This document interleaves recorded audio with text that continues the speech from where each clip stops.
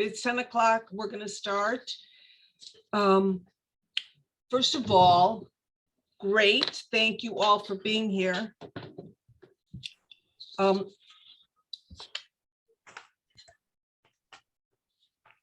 want to also thank our candidates, Karen Bass.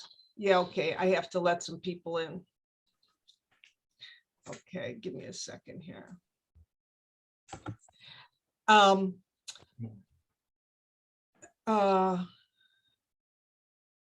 want to thank you all for coming, and I want to thank our candidates for being here too. Karen Bass, Joe Buscaino, Kevin DeLeon, and Mike Feuer. And I also want to thank all of you, the coalition reps, who are in the trenches every day protecting your neighborhoods. We have, let me just see what this is. And let us take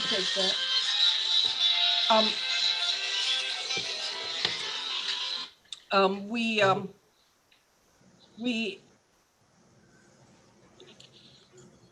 We have 38 questions that were sent in to us. They're divided into 6 categories. We have many more questions, but this is what we're going to have for today. We're going to talk about homelessness and affordable housing, planning and development and land use, infrastructure, city hall corruption and management efficiency, public safety, and then there's some additional miscellaneous services questions. And time permitting, we'll take questions from the chat box. So if you have a question, put it in the chat box. Here's the format, candidates. I will ask a question and tell you how much time you have to answer that question. When 15 seconds are left, I'll say 15 and hold up a sign that says, and when your time is up, I'll say stop and I'll hold up a sign and that's it. I want to thank my husband, Dr. Eduardo Subelman, for doing the timekeeping. Please respond, candidates, please respond directly to the question succinctly and with no rambling.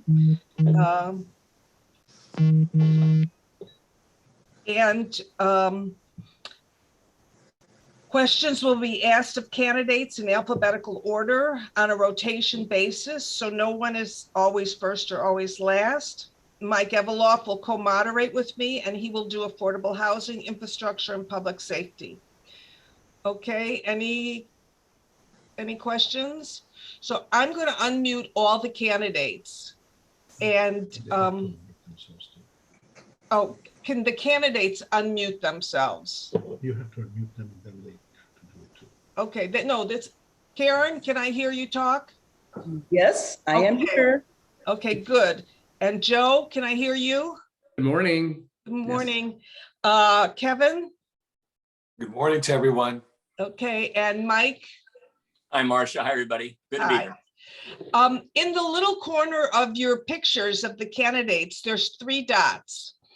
And if you scroll down, one of those dots says pin.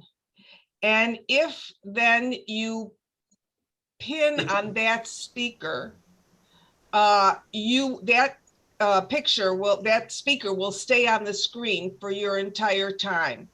So if you want to do that, you can do that. And I'm doing it now. And if you want to see me, you can do that too. Okay, and once you do it, you should have a little pin next to that person's name. So let me find Karen. There you are. I'm going to pin you, if you know what I mean. And then, okay, you can see this is not my forte. And let's see, who am I missing? Joe, where are you? There you are. Okay, Joe, I'm going to pin you. And that way I can see you all at the same time.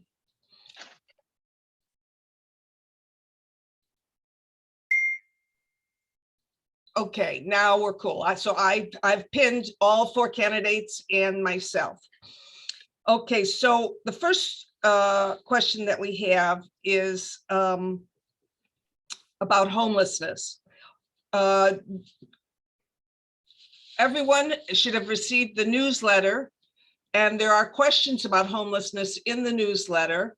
I have to make a couple of tweaks to the newsletter, so you're going to get a version 2-A, but you might want to review the newsletter so that you'll see the other responses by the candidates to this issue of homelessness. But the first question for today is, within the city, where are the 3 most problematic homeless encampments? You can just bullet it off, 1, 2, 3. And if you were mayor today, what specifically would you do to address these locations?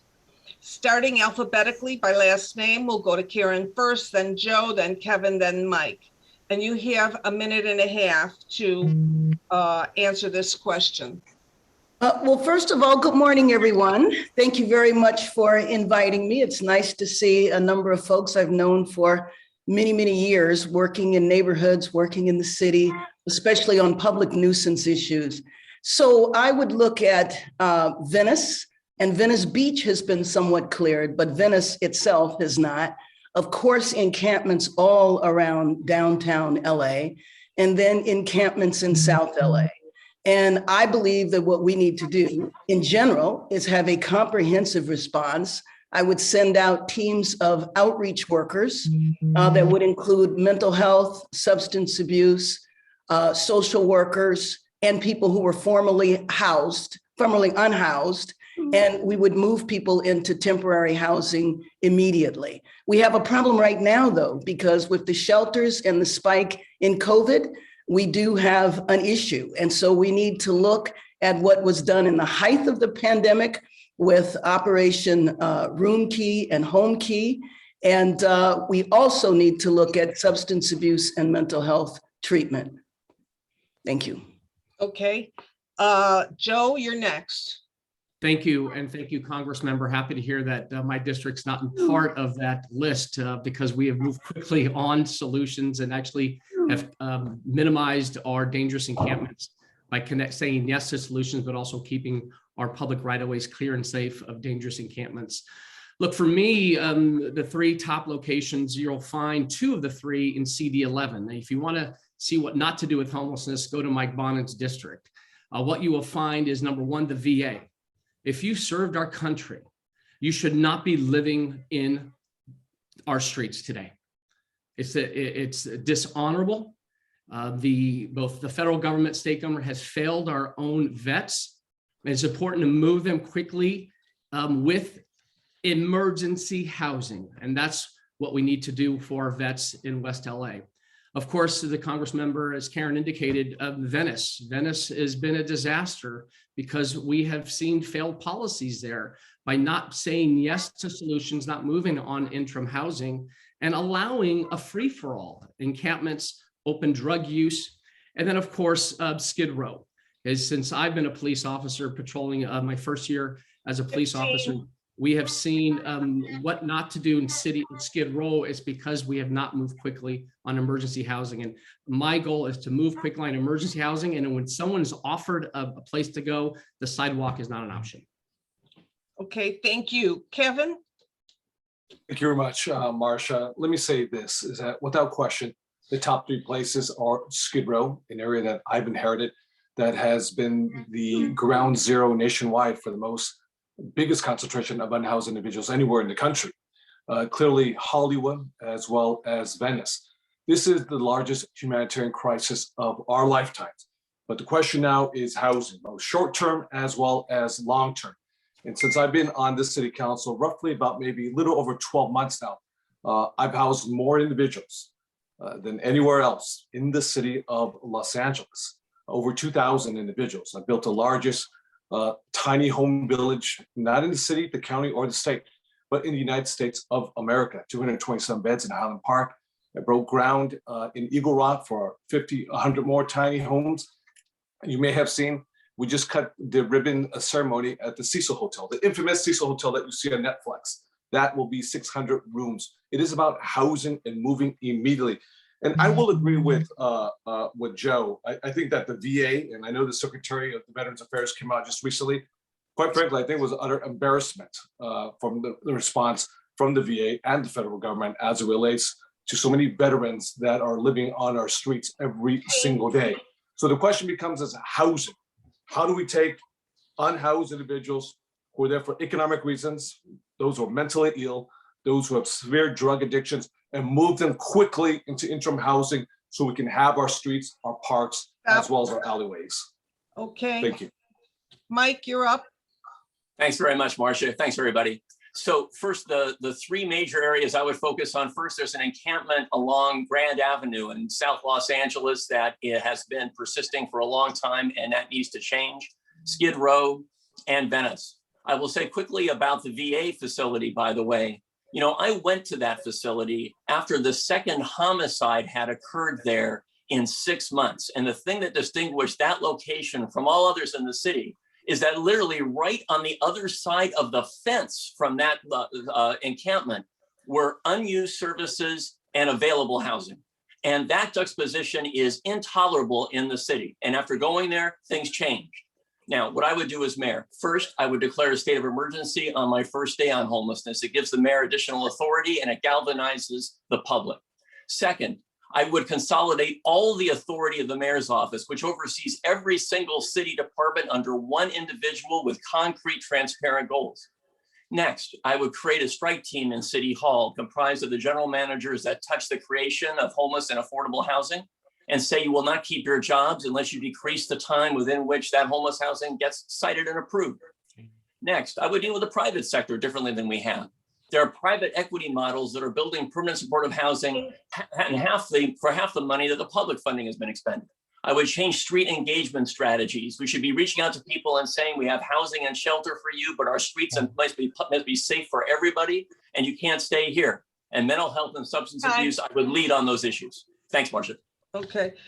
By the way, just to add my own 2 cents here, in your newsletter are the website addresses for each candidate.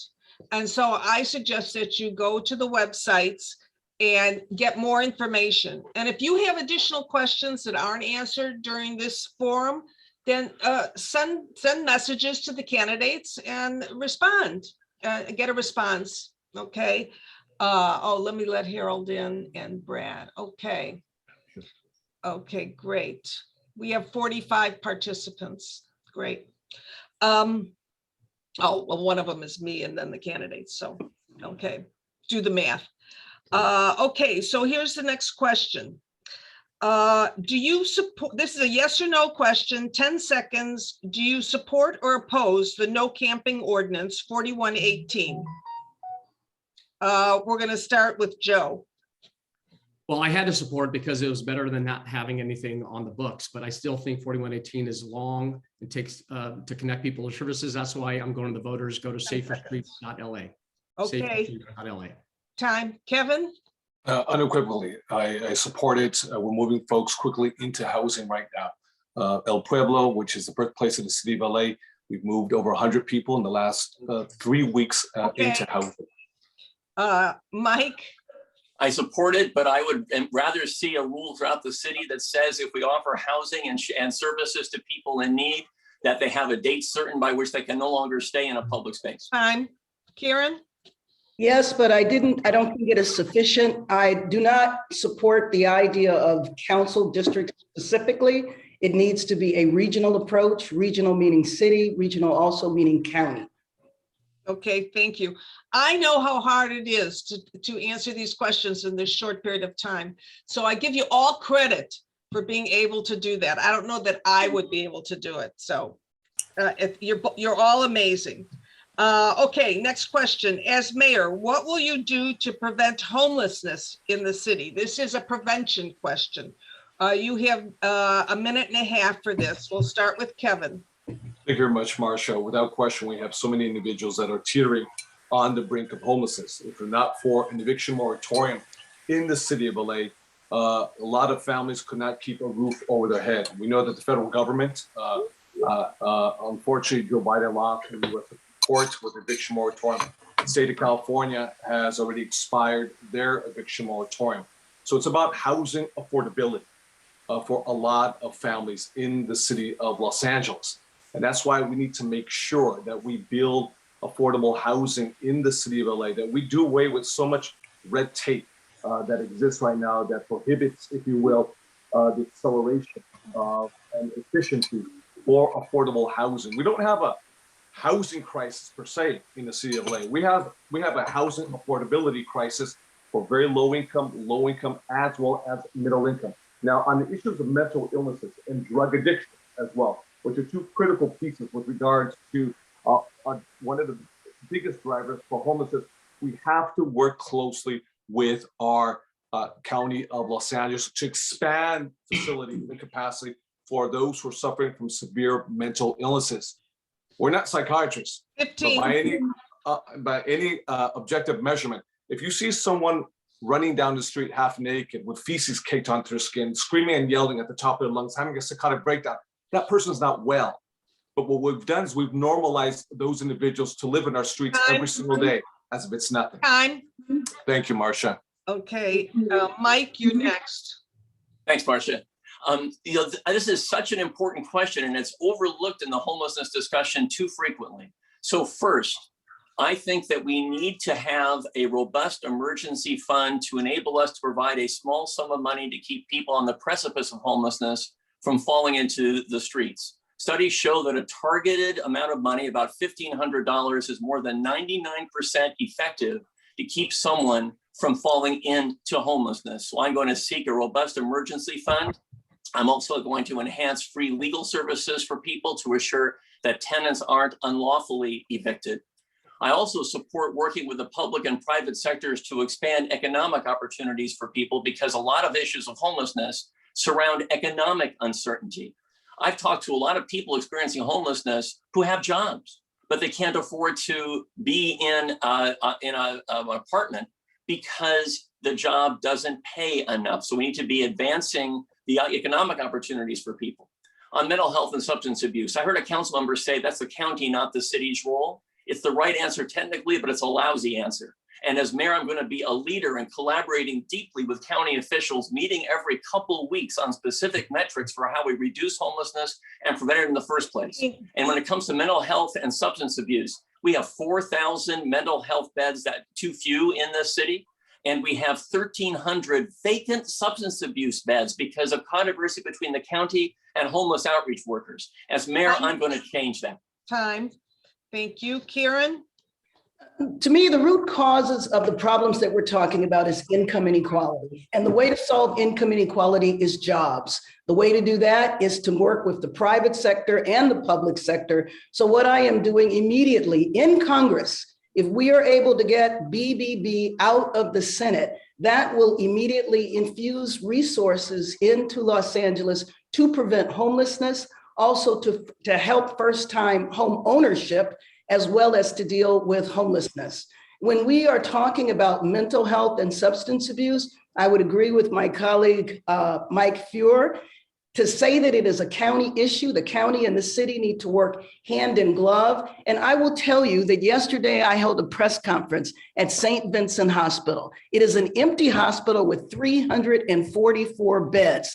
There is an owner that is willing to lease the hospital to the city or to the county. And he has been trying to do that for 5 years, and he's not able to get a response. One of the things that's holding him back is there is a federal restriction that says that you cannot have a mental health facility with more than 16 people. What we can do in California is the governor can make a request of the federal government for a waiver so that we can house people and especially address mental illness and substance abuse. There is a severe shortage of mental health and substance abuse beds.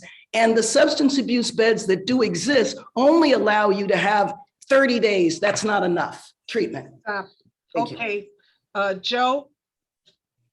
Again, I mean, it's housing at all levels. And what we've done in my district, again, I'm hearing a lot of words here. let's focus on actions. In my district, we've moved on quality housing at all income levels, including Jordan Downs. But the answer depends on what level of government you're at. And there are different responsibilities at each level. In fact, Congress, one of their main responsibilities is to eradicate poverty. Here we are talking about the eradicating poverty when, Congress has failed to do just that. We have to raise the federal minimum wage. 20% of our homeless population is from our state. They're the conditions that they're living in. And we talked about poverty, the importance of moving on a regional housing needs assessment. The city of LA within the next 8 years got to build 500,000 units. We got to do that quickly to prevent folks from falling into homelessness. And then the mental health, we need mental health reform. My colleagues on the panel had opportunities. They should have reformed mental health by moving on involuntary compliance. I've sent resolutions after resolutions, and as mayor, I'm going to advocate at the state and federal level to make sure that we not only declare a state of emergency, which I asked the governor to do 2 years ago, but also seek to move on redefining gravely disabled. Okay, thank you.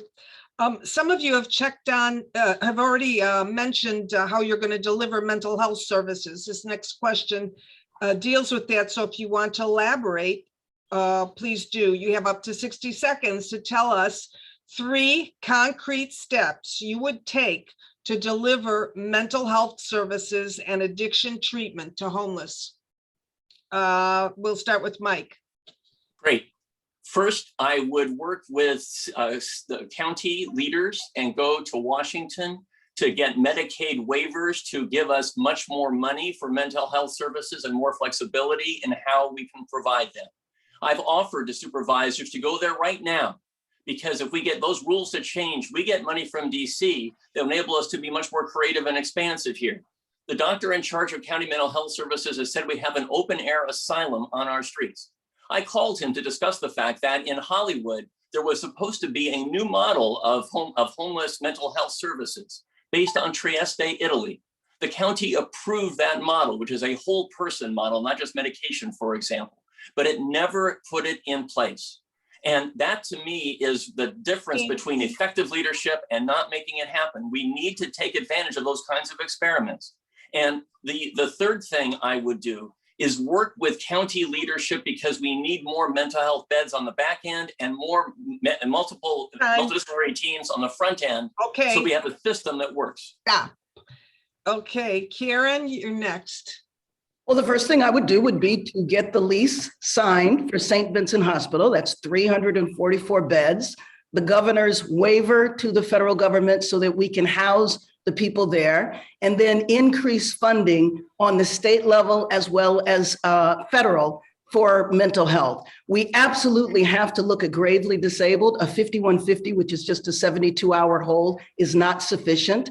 We need to make sure that the families are able to receive support. So unfortunately, when there is a person in crisis, the family has to dial 911 and hope that it's okay. Police officers are not trained to deal with mental illness. So we're working on legislation on the federal level that would provide hundreds of millions of dollars to Health and Human Services so there can be co-responders whenever there is an emergency. It is, to me, just absolutely unconscionable that we would allow people to be profoundly mentally ill on our streets.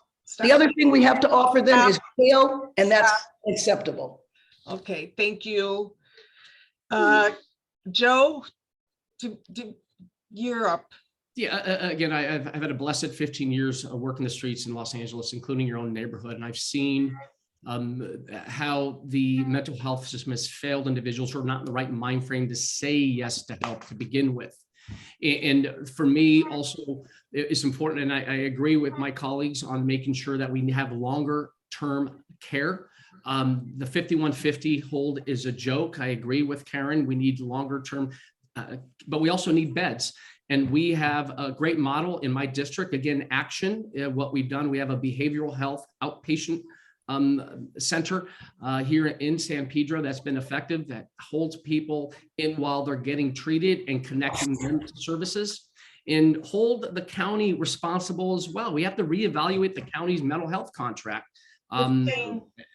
Their customer service is failing our city, and both again, my colleagues were in positions at the state and federal level to address these issues. They should have, and they have also failed on the mental health laws. Stop.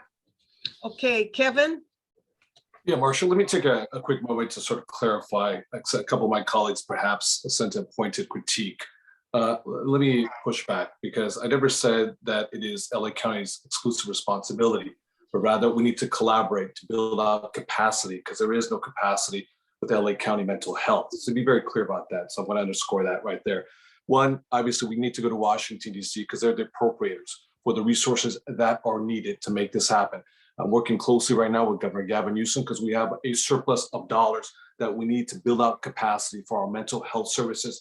And I've said this before, perhaps John Sharon at the LA County Director of Mental Health, is that the city streets of LA are actually the psychiatric ward for the 15. county of Los Angeles. So we need to deal with the issue of conservatorship. It's a very hard conversation to have, but we have to deal with it, because we have individuals who cannot take care of themselves, are in that danger. So we Stop. have to build up the capacity immediately so we can be in an environment that's safe and conducive for them. Stop.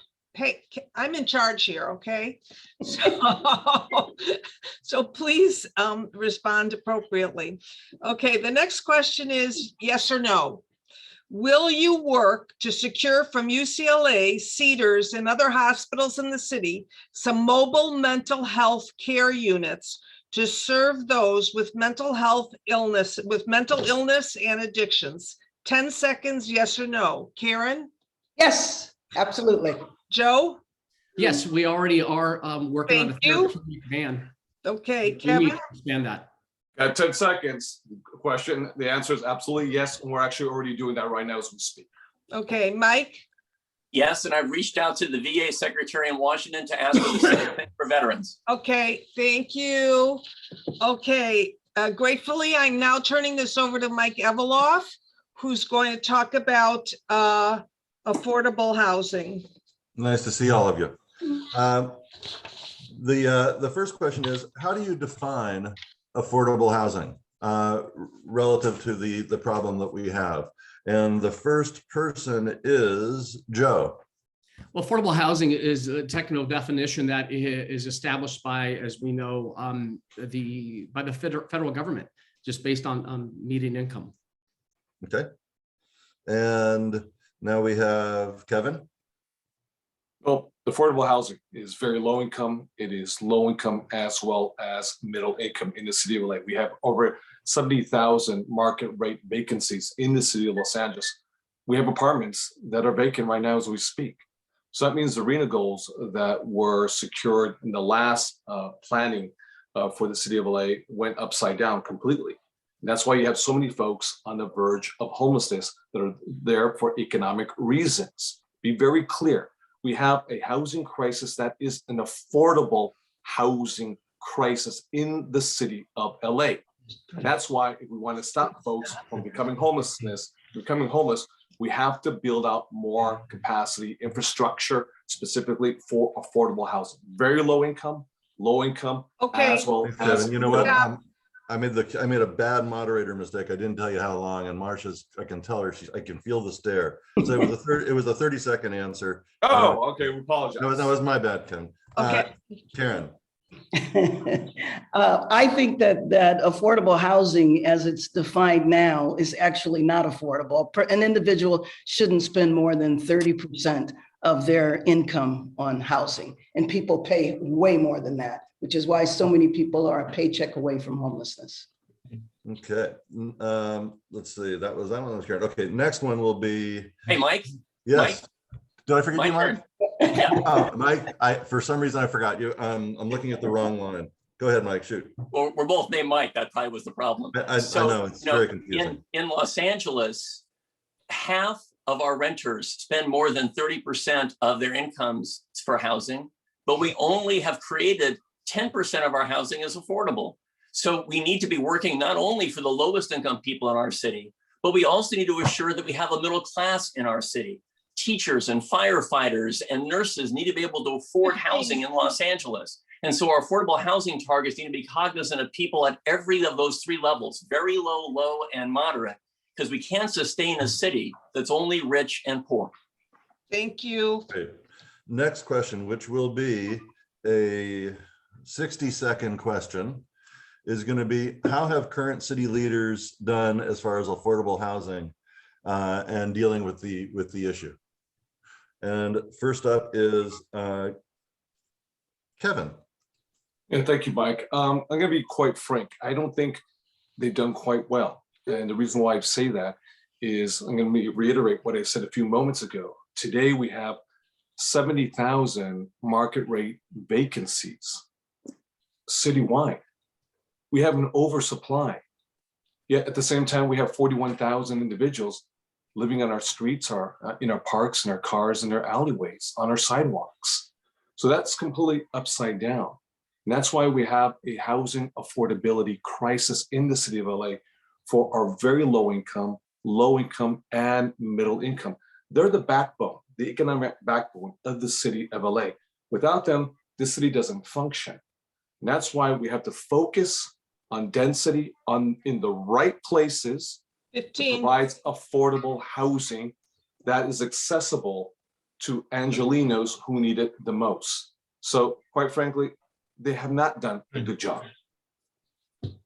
Mike? Mike? Hey, thanks. Not nearly enough. As mayor, I'll create, as I mentioned, a strike team in City Hall to accelerate the pace at which we approve affordable housing in Los Angeles and hold general managers accountable for that by saying you won't keep your jobs. Doesn't happen. We haven't done enough to enhance our transit-oriented communities program to concentrate new affordable housing along transit corridors in mixed-use buildings. I think we need to do more on adaptive reuse, which is taking advantage of one of the downsides of the pandemic. On one hand, is that a lot of businesses are no longer functioning in the locations they used to lease, but at the same time, we have then vacancies that we can transform into housing in otherwise commercial buildings. We haven't done enough to deal with regulatory reform either in City Hall. One good example of that is there's a new model that as other cities are using, young people and seniors could benefit from living in a unit with a bathroom off of a common area where they share cooking responsibilities, for example. But city zoning laws don't allow that to happen easily. We should be changing that right now. We can be accelerating and expanding accessory dwelling units in our city, which originally were controversial, but in fact are now accepted throughout Los Angeles, and preserving existing affordable housing. I see you, Marcia. More to say. Thanks very much. Okay, Karen. I don't think city leaders have done enough at all, with 40,000 people who are homeless on the street, with 1,500 people who died in 2020. I believe that what city leaders have done is city leaders have basically accepted that this is the way it's always going to be. I think it's a public health, a public safety crisis, what is happening on our streets. And it's because LA has become unaffordable. Many of our adult children can't even afford to live here anymore. They have to move out of town. Now, on the federal side, we have sent millions and billions of dollars to LA, and I will question how those dollars have been spent. The city and the county, there is no reason for there not to be a much closer relationship. I spent time looking to see if there was some kind of structural barrier, and there is no structural barrier. It seems to boil down to personality and turf. And I think, considering the humanitarian crisis that is going on in the streets of Los Angeles, that is completely unacceptable. Thank you. Joe. Recognizing the fact that we need to do more on the production of affordable housing, similar to what we've done in my district. We've said yes to a number of projects that have come online or are already in the process of being built. But still, it takes too damn long and too expensive to build in the city of Los Angeles. This is why, as mayor, I'm going to establish a new Department of Development Services that would create one unified chain of command for the delivery, plan, and review of permitting services. Why is it that planning and building and safety are working in silos? I'll merge those two departments under the Department of Development Services. Also, we talked about rent stabilization ordinance. There are approximately 869,000 units of multifamily rental housing. This is an important social safety net policy that's been essential in providing stable housing. And as mayor, I'll work with the city council to evaluate policy to determine whether changes are productive or not at this time. At the same time, I was the first council member to embrace and support a community plan update.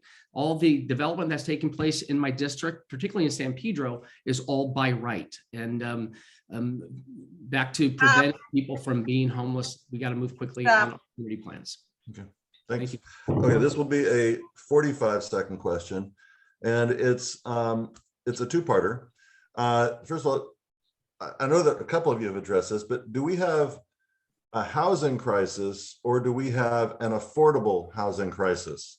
And do you believe that projects that provide 90% market rate and 10% affordable is the right way to address the problem? And we start with Mike. We have an affordable housing crisis, and I do not think that a mere 10% is sufficient to grapple with it. As I mentioned earlier, I think there are multiple strategies we could be pursuing much more aggressively to create additional affordable housing at each of those levels we discussed before. I can repeat some of those things again, but I don't think that's useful right now. What I want to say is, with all the issues we've been discussing today, we have a city in crisis, and we have to address these issues, including affordable housing, as though it is a crisis, not just a problem. And the question for voters is going to be, who has the depth of experience in the city of Los Angeles to shake up the status quo and address these crises on day one? Stop. Karen. I think we have an affordable crisis. It is too expensive to live in Los Angeles, and I don't think that it makes sense to have 90% market rate and 10% affordable. Even when you do have it that way, the question is, who knows when those units come online and how to access them? So I think what happens an awful lot is that if it's a market rate building, it really winds up being all market rate. And then the developer has too much say as to who gets the 10%. So much more it needs to be done. And one of the reasons why it's so expensive to build here is because of all of the red tape. And that is something that absolutely has to be eliminated, especially if we are going to deal with 40,000 people on the street. And I would take it a step further. It's a crisis, it's an emergency. Joe. Absolutely, we have an affordable housing crisis. When the average home in Los Angeles is $800,000, the rent is too damn high in LA. We need more supply, and we need to incentivize more plain vanilla affordable housing. We need workforce housing. Our nurses, our firefighters, our teachers, police officers. And again, action matters here instead of words. This is why I've embraced, I've supported, and I have approved many affordable housing projects. In fact, one's being built as we speak on 9th Street in San Pedro. We've expanded the Jordan Downs housing complex, doubling the size without displacing a soul. And we're proud of that. Okay. Kevin. I've said this very clearly from day one. This is an affordable housing crisis. It's upside down. 70,000 vacant units, market rate, 41,000 people living on our streets today. This is the bottom line. We're all going to agree on the same thing. Everyone has their talking points. Some folks have a whole cadre of policy advisors to help, educate and orientate on these issues. The question comes at the end of the day about leadership. Who has the ability and the track record to take big, bold ideas and actually turn them into action? That's what LA wants. It doesn't make a difference if you're on the left or on the right or points in between. The city of LA right now wants a leader who's going to be action oriented and provide the results that Angelenos need today. Okay. Marcia, I have a 5-second yes, no question. Sure. And then I'll have one more question after that. Okay. So this will take the place of my question number 9. Okay. Okay. So we've talked about a 90-10 split of market rate versus affordable. Yes, no, do you think programs that create housing at that percentage or even 85-15 represent a true solution to the affordable housing crisis? Yes or no? Karen? No. Joe? No. Kevin? No. Mike? No. Okay. Next, We're going to find this here in my list of questions. I have to read my handwriting, which is always a challenge. So one of the issues that we have here in CD5 is that land prices are just high, and it's no one's fault, they just are. So I'd like each of you to tell me 60 seconds each. How do you deal with where affordable housing goes when macroeconomics really dictates where you can build efficiently and cost effectively? And we start with Joe. Yeah, it all depends, on where should housing go. We have parts of the city like yours is landlocked, but every community needs to accommodate some amount of additional housing. I mean, there's an ADU that was mentioned earlier, the accessory dwelling units. I believe there's options there. It means that we bungalow courts or small lot subdivisions and along commercial corridors, neighborhood centers, multifamily housing. But to be able to prove what the city has done is moved on ADUs. And I have one right down the street from me that we embrace, and conversion of garages into dwelling units is a way forward for parts of the city in the areas that you live in. 15. Okay. Kevin. Thank you, Mike, for that question. Listen, the median price for a home in Los Angeles is slightly under $1 million. To be exact, it's $950,000. That's nearly impossible for a first-time home buyer. The federal government has severely underfunded the programs for the LA Housing Authority when it comes to accessing capital for a down payment to access your first-time home. Now, I'll tell you an area that can accept lots of density, that's vertical. It may not be your single-family home, front yard and backyard, but that is downtown Los Angeles, where we can have affordable housing.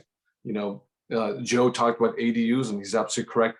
Also, I like, our HPOZ overlay zones where we have density as well as adaptive reuse, taking older historic buildings and converting them into housing. 15. That's less damaging to the environment. It's much more cost effective. Adaptive reuse and taking advantage of commercial properties, class A or B, but because of the global pandemic, the definition of work is going to change quite dramatically. Stop. We can take advantage of those opportunities. Mike. Thanks, Mike. First, we still have to examine underutilized government properties. Governor Newsom's budget, for example, includes allowing state properties in cities throughout California to be used for affordable and homeless housing. So, and in that connection, I think we don't look enough at LAUSD. We should be co-locating affordable housing on underutilized school sites, because we have teachers who can't afford to live near where they teach and kids experiencing homelessness who attend our public schools. If you eliminate the land cost, that housing can be much more easy to construct.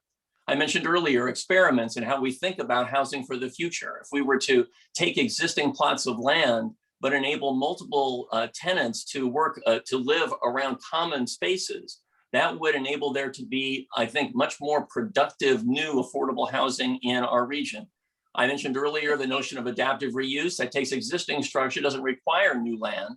And we should be talking about preserving and protecting the affordable housing we have, many of which are now subject to covenants that are going to expire. I'm going to run out of time in a second, but there are multiple features to this that include that. Thanks. Karen? One, I think when you decide where affordable housing is going to go, it's very important to involve the neighborhoods, the communities, the HOAs, the neighborhood councils.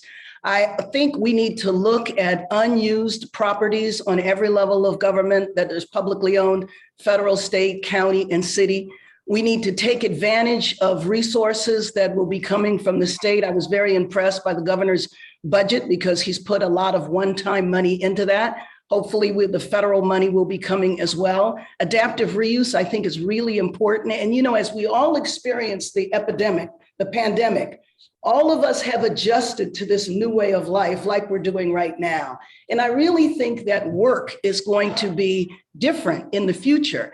And what I believe is that commercial buildings, we're going to have to look at some of our commercial buildings because some of those might be able to be converted over to housing as work changes.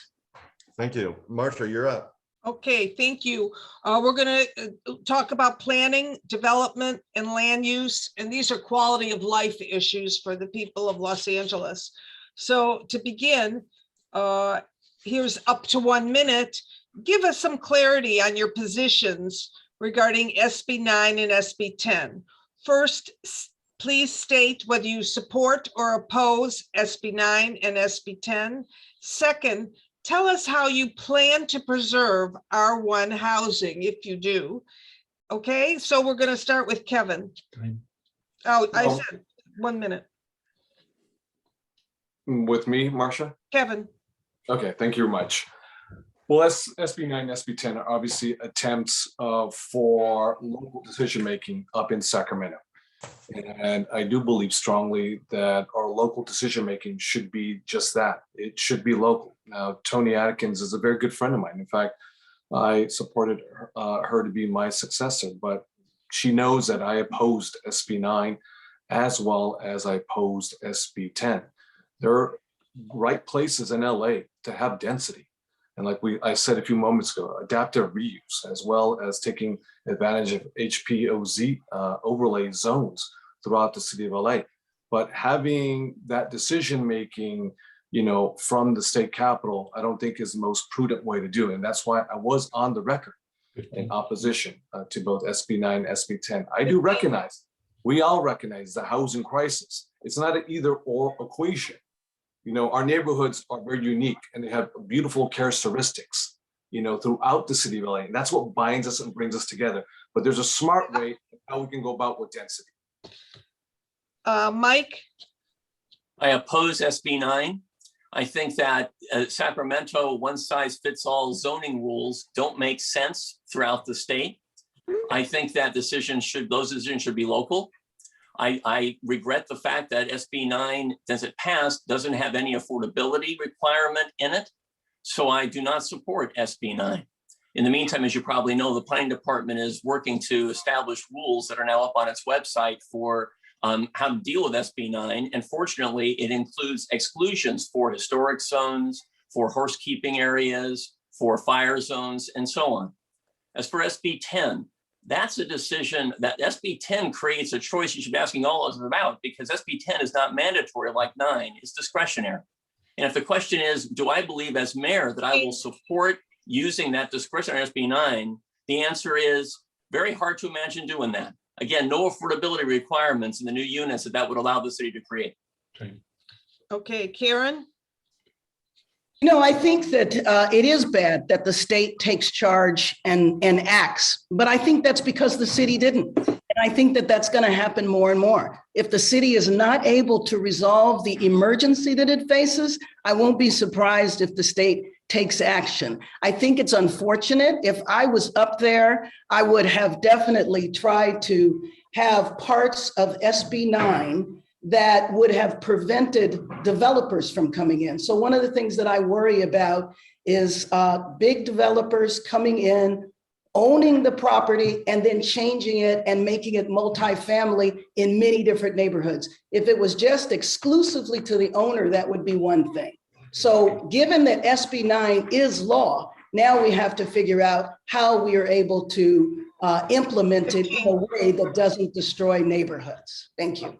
So Karen, just to be clear, yes or no, do you support or oppose SB 9? I support SB 9 because it is law. If I was up there when the law was being made, Do you I would support have or oppose SB 10? oppose. Okay. Joe, you're up.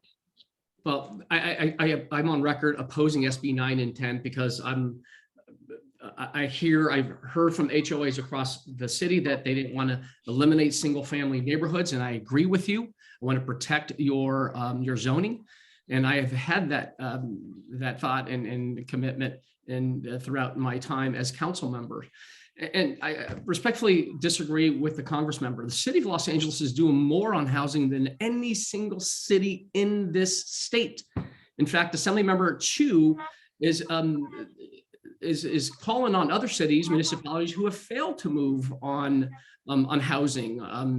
We in the city of Los Angeles have done more than any other city, but we also need to protect those single family neighborhoods like the ones that you live in.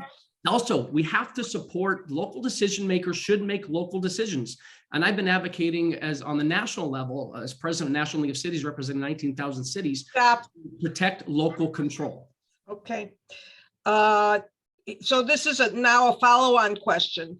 Under SB 9 and SB 10, there are no requirements to add parking. What directives will you give to your general manager of planning regarding this issue? You have up to 1 minute, and we'll start with Mike. So under the city's planning department rules now, there needs to be parking afforded if you're going to build under SB 9, and I support that requirement. I also support it for SB 10, but that presumes that the discretion will be exercised to implement SB 10. And as I said, I would be hard pressed to identify a situation in which that discretion makes sense, in part because SB 10 does not require affordability in talking about concentrating new units. Okay. Karen? I'm sorry, could you repeat the question? Under SB 9 and 10, there are no requirements to add parking. That's right. Well, absolutely, What directives will you give? I would give the general manager directives to include parking. And I understand that when we're trying to deal with density, we're trying to move people into public transportation. But one of the things that I think is a real problem with that is that it doesn't take into consideration seniors or people with physical challenges, physical disabilities. So in our city in Los Angeles, we absolutely have to have access to parking. Okay, Joe? I agree with both Mike and Karen. We do have to have parking in these projects, and I'll give that directive as well. Knowing that we need to be a city that also embraces multimodal transportation as well. Listen, we're not getting rid of cars. Cars are here. Cars are here to stay. And it's something that we talked to Marcia about in the panel discussion. But we also, the parking reductions need to be included as an incentive to produce more affordable housing, going back to our previous discussion. Kevin? Let me reiterate my opposition to SB 9 as well as 10. And as Mike just mentioned a few moments ago, 10 is to a large degree irrelevant with this equation because you have to enable it, you have to opt in for it. And I doubt highly that the city council, the legislative branch will be opting in on this issue right here. So be very specific. We do need parking without a doubt, but let me underscore something because the Turner Center from Berkeley came out with a study and it said that with market rates, that SB 9 would create actually very little number of units to deal with the issue of housing in the city of LA, or for that matter, anywhere in the state of California. So allowing the market to dictate the process for more units in the city of LA or anywhere through the state of California is a huge fallacy. Because again, let me reiterate, we have above market rate vacancies, 70,000 in the city of LA. Yes, we do need parking if in fact they came to fruition. Okay, thank you. So now please be specific. As mayor, and you can just bullet off this answer. As mayor, what will you do to keep local zoning under local control? You have 30 seconds. Start with Karen. I think that there has to be local control, and that would be the position that I would take as mayor and absolutely enforce with the planning director. And would definitely evaluate who the next planning director is going to be. Okay, Joe, 30 seconds. Same local control, everything, all politics was local. And this is will be no different how I advocated as a council member at all levels of government, the state and federal level, even more so in my role as a League of California Cities leadership, as well as National League of Cities. We're advocating for local control. I'll continue that as mayor. Okay, Kevin? Listen, this is what requires leadership because it's not about the planning director and the general managers. It's about making sure that you actually produce the number of housing affordability units in the city of LA, but working with the governor as well as leaders of the co-branches, the Senate, as well as the Assembly, because they're the ones that are promoting the 15. policies in Sacramento. You got to work with them because they have the political power. But you have to produce the results that's quantifiable by the objective measurement. At the same time, work with the political leaders in Sacramento because that's where the legislation is originating from. Time. Stop. Okay. Mike. Oh, Mike. That's okay, Harsha. Actually, this is probably where we kind of agree with each other, because if the question is, what as mayor does one do to assure local control? The thrust of local control will come from the state and federal governments. The way a mayor assures that we retain local control is by effectively advocating at the levels, mostly the state level, to assure that we don't allow 15. further incursions like this into local control. That means delivering locally so we have ammunition to use in Sacramento to stave off further efforts like SB 9. Okay, next, are you aware of the current redrafting of the city housing element proposing density without also providing the necessary parking, open space, greenery, and clean air? Also, LA has significant housing goals to meet under the state mandated regional housing needs allocation, RHNA. As mayor, what is your plan specifically to preserve and expand open space and rec facilities while also meeting your housing goals? You have 1 minute. We'll start with Joe. Yeah, so City of LA's got to produce 500,000 units for the next eight years or so, and that's law. That's been the mandate moving forward.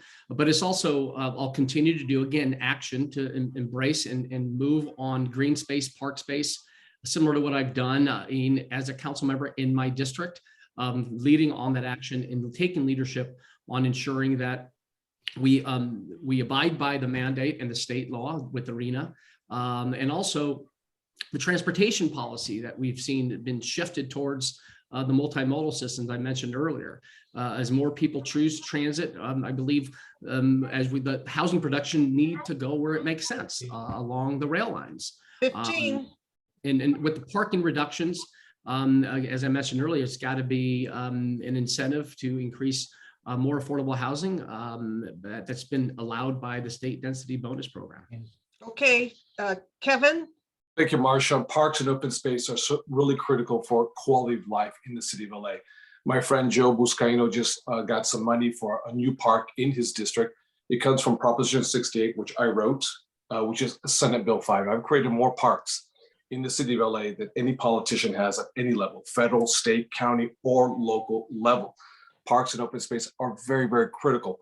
And that's why how we use density for affordability is absolutely critical. With limited land use. So RHNA goals, 450,000, over half of that has to be affordable housing.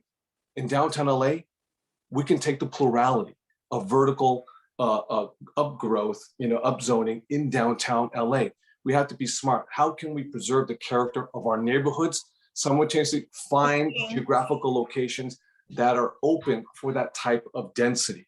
In downtown LA, again, we're gonna have 15% on 1.3 square miles of the city of LA. We can have this affordability. Thank you. Mike. So this is where you need a mayor who can think at multiple levels at the same time about this. And here's what I would do. First, I would concentrate, as I said earlier, housing along transit corridors, because that can accommodate that housing. And it also doesn't have the disadvantage of requiring people to get into their cars if that transit is robust. Remember, I wrote the law that authorized Measure R, that is fueling $35 billion worth of public transit expansion in Los Angeles. A mayor has to be cognizant of the balance between creating that housing, which is necessary, and concentrating it appropriately, while at the same time being an advocate for that open space you described. When I was on the city council, I was one of the proponents of Prop K, which expanded park space. And then as a council member, I was the leader on experimenting with greening the LA River for starting in my council district. When it comes to our transit policies, by the way, and the integration of that with our housing objectives, the right place to put concentrated housing is where we have public transit. Expanding park space. Okay, thanks, Marcia. Karen. We absolutely have to preserve our open space and parks. And in addition to that, we also need to pay attention to the upkeep and the security around those parks. As we move people who are unhoused into housing, we need to make sure that encampments do not again return to the parks and to the open space. I think that it does not make sense to me to build density in areas where we would wind up removing open space. Mike Feuer talked about putting the river back, and that's an area that I would focus on as well. Right now, it's filled with concrete, the Bologna Creek, and it should go back to being the river that it has been. When I was in the state assembly, I worked for money for the Baldwin Hills Conservancy. What we need to do there is change the oil wells. We need to get rid of the oil wells in the Stocker oil fields and transition that over to a park. The long-term vision of that is that it would be a park that would actually be bigger than Central Park in New York. Okay, thank you. Okay, so we're talking about green space. You have 30 seconds to tell us 3 changes you would make to the 2019 Green New Deal. We'll start with Kevin. Well, thank you very much, Marcia. I am the author of the most far-reaching climate change policy in the United States of America. That's SB 100, 100% clean, renewable energy. They attempted to do that in Congress, or I should say the executive branch, but they came up short. We're going to Kevin, can you decarbonize answer the question, please? What 3 Yes. changes would you make to the 2019 Green New Deal? Well, we're going to decarbonize DWP. And DWP, as we move clean electrons on our grid, when you turn your lights on and off, is going to be driven by renewable energy in the city of Los Angeles. What we're also going to do is we're going to plant more trees in the city of LA and electrify our transportation system, where we build out infrastructure for charging stations, not just in our well-to-do communities, but also in our very low-income neighborhoods throughout the city of LA. So folks in low-income neighborhoods can also have access to the latest and greatest and most innovative technologies. Thank you. You're welcome. Okay, so next we go, Mike? We go to Mike. Mike, could you please be responsive to the question? Tell us Of course. three changes you would make to the 2019 Green New Deal. Sure. That Green New Deal contemplates electrifying our bus fleet by 2030. I would move that up. The Green New Deal contemplates making LA water as water independent as possible of state sources. I would move that up to focusing on water recycling. I would need to think about a third area where I would differ from that. I basically promote the idea that we should be aggressively moving to combat the climate crisis here. Let me think as we're talking. I'm not sure about that third change yet, but those are changes, not acceptances of those items. Thank you. Okay, stop. Karen? First of all, I would look at the time frame. I would love to shorten the time frame, but I do think we need to see whether or not the time frames are really realistic. We need to expand charging stations, and hopefully we'll be able to bring that money from the federal government. We brought tremendous resources on the infrastructure deal, and that's one of the things that is a part of it. LA can use immediately. Thank you. Okay, Joe? First, I would support stronger labor protections and jobs guarantees. Support industry to mass supply the green economy with the production of green energy. And also, we have to make sure, one of the last thing I would change is making sure the infrastructure doesn't match the supply that's needed when it comes to the Green New Deal. Okay, thank you. Okay, great. We talked about, I heard a lot of talk about the transit corridors. First, just to get a platform, in 10 seconds, tell us if you support or oppose TOCs. And we'll start with Mike. Support. Karen. Support. Joe. Support. Kevin. Support with a caveat, depending on the radius and how far we have density. We got to be very careful. We don't encroach in R1 zones. Kevin, okay, so I'm going to let Mike answer this next question first, because it's a follow-on. TOCs allow residential developers to put in less parking in exchange for including 10% low-income housing in otherwise market rate buildings.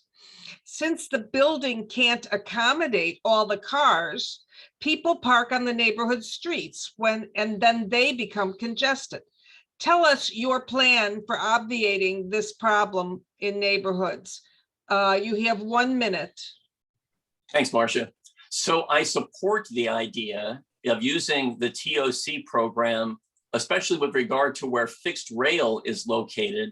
And if there's fixed rail there, I support the idea of allowing reductions in on-site parking, because as we mature our public transit system, then people will actually have less incentive to use their cars. We kidded Marcia when you guys interviewed me about the fact I said my daughter chose to live in Koreatown because she doesn't want to drive. And there was a subway there and it took her where she wanted to go. And Marcia said to me, yeah, that's your daughter, but most people don't want to do that. But for what it's worth, I think that is a model on which we can rely. So I think there are circumstances in which reducing parking requirements for TOC projects, and for that matter, potentially enhancing affordability requirements in those buildings where we allow those parking reductions is an equation that can work in Los Angeles. Okay, Karen? I don't believe that we should reduce parking. I think that is a real huge problem. I do support transit oriented housing. I do support that because that will help us with density. But again, I will raise the issue of parking. I think it doesn't take into consideration seniors and people with physical challenges. Joe? I agree with my colleagues here. I also believe that this is not one size doesn't fit all here. We need to be sensitive to neighborhoods on a case-by-case basis. We also need to support more development along rail lines. Agreed with Mike on that. But in places like downtown Los Angeles, it makes sense to make adjustments on parking. And we want to encourage people to use more public transit, but today people are afraid to use more public transit because of the vagrants and the crime being committed. I had to throw that one in because I'm hearing a lot from residents around the city. Okay, Kevin? Thank you, Marcia. We all agree on TOC, and we all believe it's absolutely critical to incentivize developers to provide more affordability along transit corridors. But there's a caveat, and Karen brought up a point which I think is important, which is on the issue of parking. It's not a one size fits all. It's not all young folks who are more accustomed to not using automobiles, even electric vehicles, but rather public transportation, like my daughter who doesn't have a car and who doesn't want a car. We have senior citizens and those who are disabled, and we have neighborhoods that are near transit-oriented communities that are been suffering because there's been much more cars on the streets. We have to think about this much more intelligently, but Joe makes a good point with downtown. And that's why I've been very consistent. Downtown is an area where you don't need more parking. Downtown is there where we're going to create more folks walking our city streets and create more pocket parks. It's a different culture than other parts of the neighborhoods within the great city of Los Angeles. Okay, Marcia, can I ask a quick follow-up? sure. So each of you have said that projects that are 90-10 don't solve the problem. 90% of market rate and 10% affordable. Yet that's precisely what TOC is. Take 30 seconds and tell me why I'm wrong. Let's start. Marcia, you want to do the order? Mike? Okay. I think, Mike, we should seriously look at expanding the requirements for affordability in TOC projects. Okay, but as it stands now. Well, I'm not sure I understand your question. So if your question is, do I think that as it stands now, the 90-10 split on TOC projects is adequate? My response was, I think we should try to do better than that. And as Mayoral explored doing that very thing. I'm not answering your question. I'm not sure how else you want me to respond. Okay, we need to move on. Okay. Next person, Marcia. Mike, who's next? Karen? Sure. Again, I think when we build housing like that, we have to include the parking. I understand what you said, Michael, that that's the way it is now. But just because that's the way it is now, it would not be the way it would be under my administration. Okay. Joe? Next. Some of the projects, again, action means a lot here. Some of the projects that we've supported here and approved actually go beyond the 10% set aside, actually 20% set aside, with allowing more parking as well. Okay, and then Kevin. No, Mike, you're absolutely right. I think that you have developers right now who abuse the system as we know. This formula of 90-10 ratio is quite frankly unacceptable, and it has to change. Okay, and I'll just add a note that with these kinds of bonuses, and I want to talk about another one, what happens is people just park on the streets. They just clog the neighborhoods. And anybody who thinks that, yes, a person will give up a car 100% and use public transportation, and they're living in market rate housing, is probably not a realistic thought. They may give up their car for a particular event if they want to go to the music center or someplace, but to give up their car in totality, probably not going to happen. So I think we have to be honest with ourselves. We have to stop lying to ourselves. We have to stop having people who make these rules lie to us, and we have to get real on this. So let me ask this next question. Newly constructed commercial buildings are being permitted to reduce 1 parking space for every 4 bicycle parking spaces installed. What management directive will you, as mayor, give your planning department GM on this issue? Karen, we'll start with you. Oh, thank you, dear. You have 60 seconds, but don't take it all if you don't need it. I'm sorry. Can you repeat? What did you just say? You have 60 seconds to answer the question, but if you don't need the whole 60 seconds, don't use it. Okay, I feel like I keep repeating myself.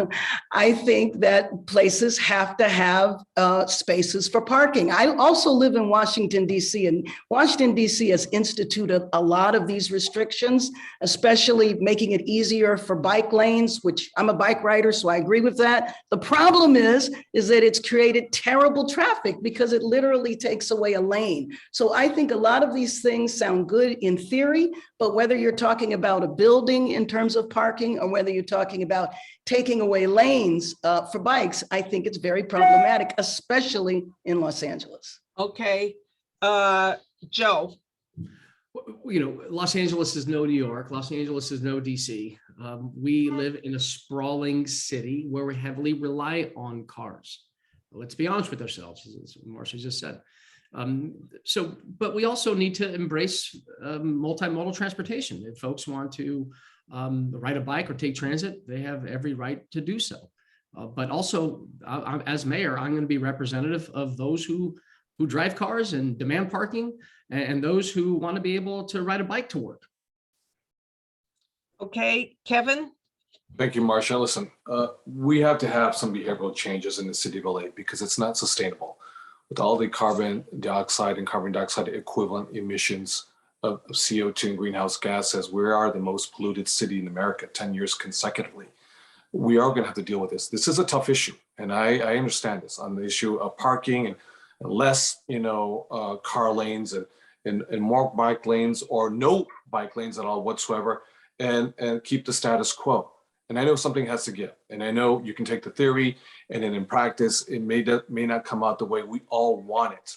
But the current status quo is not sustainable. It may be an unpopular answer I'm going to give to a lot of folks here today, but we cannot continue to breathe all that smog and pollution that our children are breathing into their lungs every single day. We have the highest number of asthma rates in the country. We have carbon dioxide and carbon dioxide equivalent, NOx, SOx, particulate matter 2.5 that our children are breathing into the lungs. We're going to have behavioral changes. Okay, and so Mike, to you, Got it. What management directive will you give your planning department GM on this issue? I don't believe we should be subtracting parking spaces. I do believe we should be requiring bike spaces. I don't think it's a choice between the two. Okay. That's it. Great. Okay. The next question, Karen touched on this regarding bicycle lanes. Parking on commercial streets is being reduced to add bus and bicycle lanes. This negatively impacts mom and pop businesses. What will you do to help local businesses gain more parking? You have 30 seconds. We'll start with Joe. Let's be honest with ourselves. The process and the thought process of shifting our car culture towards accepting other transportation modes like bike lanes takes time. But establishing bike lanes help, I feel, to build safety for cyclists and car drivers into the street system. However, 15. We need to continue to support our small businesses and actually make it cheaper for people to park on the streets. That at the same time, make sure a bike lane doesn't block a place of business. Kevin? Let me say this. We're actually going through this right now in Eagle Rock on Colorado Boulevard. And I don't think it's a world of absolutes and either or. This is incompatible or this is not inclusive or exclusive. You can protect small mom and pop stores on heavily trafficked corridors. At the same time, create the parking and have bicycle lanes or dedicated bus lanes. We're actually doing this in real time on Colorado Boulevard. It's not a one size fits all. We're being creative. We're gonna negotiate with Metro. We're not gonna allow Metro just to roll over us as they do with so many neighborhoods in the city of LA. We're gonna demand parking that's off street. Okay. Thank you, 30 Mark. seconds. Okay. Gracias. Yeah. Just 1 second. So the question is, what will you do to help local businesses gain more parking? Mike, 30 seconds. Thanks. So the first thing I would do is actually seek the input of local businesses when it comes to the installation of things like a bikeway. Because the way to run a city effectively is to be listening to what your constituents are telling you. So A, I would listen. B, I think there are some ways to accommodate mutual goals. For example, as a city council member, I help create public parking lots. And if you create those public parking lots within close proximity to those businesses, you can accommodate both parking and bikeways because we need to do both things at the same time. Thank you. Karen? Definitely agree. We need to do both things at the same time. I think in addition to locating parking near businesses, we need to figure out how people would get transported from the parking lot to the businesses. Again, because I'm going to keep referencing people who might have challenges and might not be able to walk 4 or 5 blocks to get to the business. The other thing that I would do is hopefully help the businesses with signage so that it can be very clear if they're blocked by buses or whatever, that people could see what businesses are available so that they can access them. Okay, so just to sum up this area, I encourage everyone to go to the website, www.planning.lacity.org. Plans, policies, adopted land use regulations, and you can see what the city is doing, and then you can decide for yourselves what the city needs to be doing and who of our candidates would be best suited to act on that. I'm now going to turn it over to Mike for infrastructure. Okay, thanks. One quick comment. I didn't hear anybody talk about how COVID and even pre-COVID ridership of mass transit was going down. And with COVID, all the estimates I've seen tell me that mass transit use is going to be challenged for some time. So I just wanted to make that point. I'm going to have a transitional question here, Marcia, which will be my first question. And it's going to tie to SB 9. SB 9 and other bonuses dictate density without payment for supporting services and infrastructure. Yet it claims no fiscal impact on local government. Will you exploit that clear error as mayor? Let's take 30 seconds and I'm going to start with Joe. I mean, this is why we've been advocating for a long-term infrastructure bill, the federal government, with after decades, it finally got passed. And I want to recognize Karen for making that, helping get that across the finish line. It's, we can, in the city of Los Angeles, will continue to move on infrastructure as it relates to the streets and sanitation. Okay, so just to be clear, the question is, do you, SB 9 says it has no fiscal impact, yet it doesn't account for the cost of providing infrastructure for the increased density. So for Kevin, who's next, if you can focus on that.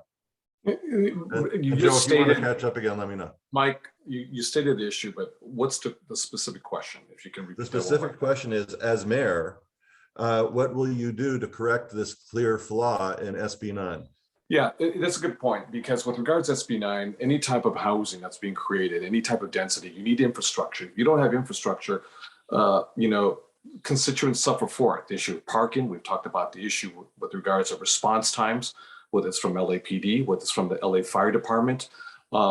If there is no infrastructure, you have to require the infrastructure commensurate with any type of development. Short of that, and that's why one of the flaws, of the numerous flaws of SB 9 is not tied to infrastructure. And all of a sudden you get more density in everything that comes with it. Thank you, Mark. That's true. Mike. Thanks, Mike. So a couple thoughts. First of all, I will say just generally on this issue of infrastructure, I live in Diana's neighborhood in the Fairfax area. And I know that we have power that goes out more frequently than elsewhere. And asking why it goes out more frequently, the answer has come back. A lot of the commercial structures built nearby have not accommodated their additional electricity needs to our detriment. So I'm very sensitive to this. I don't think, however, Mike, that under SB 9's rules that the city has the discretion to impose additional fees on that new housing as SB 9 is written. Stop. Okay, and Karen. I don't think projects should be approved unless they take infrastructure into account. I remember when I was talking with Marcia and some of her neighbors, they're concerned about infrastructure there in terms of the firefighters, the fire station. There's not enough coverage. I think for projects to be approved, they absolutely have to accommodate the infrastructure. Thank you. Great. Okay, so we're going to do a rapid fire set of questions here. It's going to have to do with infrastructure, which is a hot button issue. And what I'd like you to do is as I list each of the infrastructure types, just let me know if you think that we currently have adequate, inadequate, or threatened capacity in each of the following. And this is all going to be in the same order. It's going to be Kevin, Mike, Karen, Joe. Police response time. Okay, you got three qualifiers. Adequate. I'm sorry, Not adequate. Inadequate. Adequate, inadequate. And threatened, meaning that it may be adequate now, but it is on a pathway to becoming inadequate. Thank you. Okay, so starting with Kevin, police response time. Threatened. Okay. Fire. Threatened. Road surfaces. Inadequate. Water availability. Inadequate. Power distribution. Inadequate. Sewage systems. Inadequate. You're talking about infrastructure, the whole thing. And traffic. Threatened. Okay, now, Mike, your turn. Police response time. Inadequate. That's why early on in this campaign, I called to increase the police force in the face of defund the police advocacy. Okay, fire response time. Inadequate. Road surfaces. Inadequate. Mike, can you just repeat the choices? They're adequate, inadequate, or threatened. Right, where threatened means it may be adequate now, but it is at risk, imminent risk of becoming inadequate. And No, inadequate. wait, I took threatened for the worst case scenario. Okay, and inadequate Okay, means Kevin. unacceptable at this point. Yeah. Yeah. Okay, You're gonna, when you finish with Mike and no one else, you have to do over because I'll come back, Kevin. Yeah, it's Okay. Water availability. Mike. Pardon, what? Say it again, Mike. Water availability. Threatened. Power distribution. Inadequate. Let's say threatened about power distribution at the moment. Okay. Sewage systems. Threatened. And traffic. Inadequate. Okay. Kevin, I'm going to come back to you at the end. Let me do Okay. Karen, police response times. Inadequate, Fire response time. inadequate, Road surfaces. inadequate, Water availability. threatened, Power distribution. threatened, Sewage systems, threatened, and traffic. inadequate. Great. Joe, I'm going to guess on police response time. Hit me. Yeah, when it takes an hour for a non-emergency call, definitely threatened. Threatened or inadequate? Threatened. So threatened means, just so you know, it's inadequate. Inadequate means it's not acceptable. And then you have adequate, which is acceptable, and threatened means I'm it's sorry, acceptable. I was listening to Kevin. So Inadequate. Thank you. Just making sure. for sure, inadequate. Sorry, Thank you, Yeah, I had a feeling. Fire response time, inadequate, road surfaces, inadequate, water availability, threatened, power distribution, threatened, sewage systems, inadequate, and traffic. inadequate. Okay, Kevin, let's go back. So Do over. inadequate is the worst. Yes. Adequate is the inadequate, best, and Inadequate. threatened is in between. Okay, here we go. So a police response time. Inadequate. Okay, fire, Inadequate. roads, Inadequate. water, Threatened. power, Threatened. sewage, Threatened. and traffic. Inadequate. Great. Okay. So one thing I'd like to read to you is from the West LA Community Plan. And Mike, this might seem familiar to you, but I have to read it for the rest of the candidates. Because I think you were there at the time, and we've talked about it now and then since then. If quality of life, first of all, it says quality of life of neighborhoods critically depends on providing infrastructure resources, i.e. police, fire, water, sewage, parks, traffic circulation, etc. It also says that based on monitoring, if this monitoring finds that population in the plan area is occurring faster than projected, and that infrastructure resources capacities are threatened, particularly critical ones such as water and sewerage, and there is not a clear commitment to at least begin the necessary improvements within 12 months, then building controls should be put into effect until land use designations for the community plan are revised to limit development. That's what it says right now. Given all of your answers, how do you tell me how you feel about new development with regard to when there is clearly, based on your answers, inadequate infrastructure? And I'm going to start with Mike. 30 seconds. 30 seconds. Thanks, Mike. I think as a policy matter, there should be infrastructure to support new development. And that may require calling on developers to contribute to funds to enhance the infrastructure to accompany their new development. Okay. Karen? I don't think the developments can move forward if there's not adequate infrastructure. Great. Joe? I agree with both Mike and Karen. Okay. And Kevin? Yeah, with the lag times with regards to LAPD as well as LA Fire Department that threaten both public safety and the public health, Evangelinos, you have to have infrastructure that's commensurate with the development. If you don't have it, it continues to put us, in a very vulnerable position in the city of LA. Thank you all. Marsha, I'm done for right now. Okay, thanks. I want to remind you all that you signed the constituent Bill of Rights.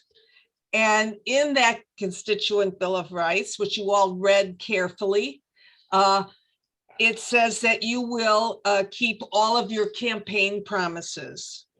And if you think we won't hold you to it, oh, I'm so sorry that you don't think that, because we will hold your feet to the fire. I can guarantee you that. Few guarantees in this world, that one I can guarantee. So now we're going to go to one of my favorite topics, and that's City Hall corruption and management efficiency. And this first question is 90 seconds, minute and a half. Tell us your plan specifically to eradicate the cultural environment of pay to play in City Hall. We want specifics. Please provide details. Okay, we'll start. Karen? Well, first of all, I think that there needs to be far more transparency in what goes on in City Hall. To me, what I plan to do is to bring in an ethics person who will examine the entire ethics infrastructure that we have within City Hall today, and to ensure that we go much further than what we have, because obviously corruption is a huge problem considering the council members that have been indicted, city officials investigated, and much, much more needs to be done. So an ethics czar is what I would do. Joe? Similar to what you see in other departments, I will have an inspector general in the mayor's office that oversee ethics and will hold everyone accountable. We have seen the taint of LA City Hall. Even more recently with Mark Ridley Thomas being indicted, I was the first to call on his resignation. And I swore to protect the badge and of LAPD. And they told me first day, do not tarnish that badge. And unfortunately, one of our colleagues here has an ongoing wide-ranging extortion bribery scandal that he's playing with here. And according to the DOJ, took under his watch. So it's not acceptable. And we owe it to the people of the city. Kevin?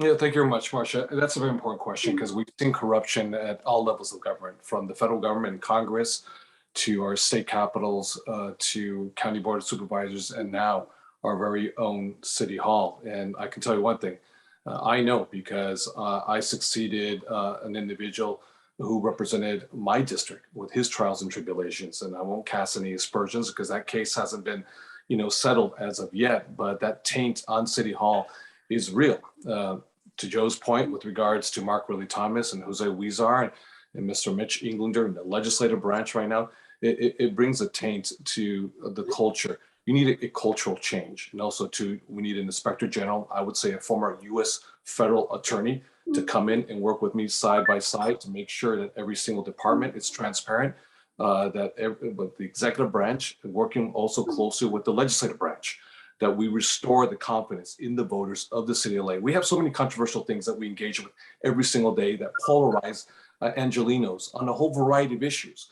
But the last thing that we do need is the continued systemic culture that exists at every level of government. And that's why having a former US federal prosecutor, who I worked with on numerous occasions, to come in and engage on creating that culture that restores confidence, in voters, whether you're on the left or right or points in between, it doesn't make a difference. Mike? Thanks, Marcia. So your question was, what would we do to reduce pay to play? And here's my answer. I remember when I was on the city council and Mike Eveloff was concerned about a development and some traffic issues in his district. And he said to me once, maybe 20 years ago, that I was one of the very few council members who actually would give them access to have that conversation at all. Most locked them out. I think that the way to grapple with pay to play, which mostly surrounds development issues in the city, is to look carefully at redoing how we allow projects to be approved. I think individual council members have too much unilateral discretion. If you go to other jurisdictions like San Diego, for example, the developer doesn't go to a council member seeking approval. The developer goes to the planning department because there are community plans that have been agreed upon with input from the neighborhood. And that's what the rule is, period. So I think changing that fundamental structure of how we grapple with development issues is among the most important things we can do in response to your specific question, which was pay to play. Okay. The next question, and by the way, this whole pay to play issue is pervasive, and I want to thank Stacy Scher for putting this in the chat box. It's pervasive in many different areas of government. It's not just land development per se, it's billboards, it's providing services at the airport, it's the port, it's pervasive.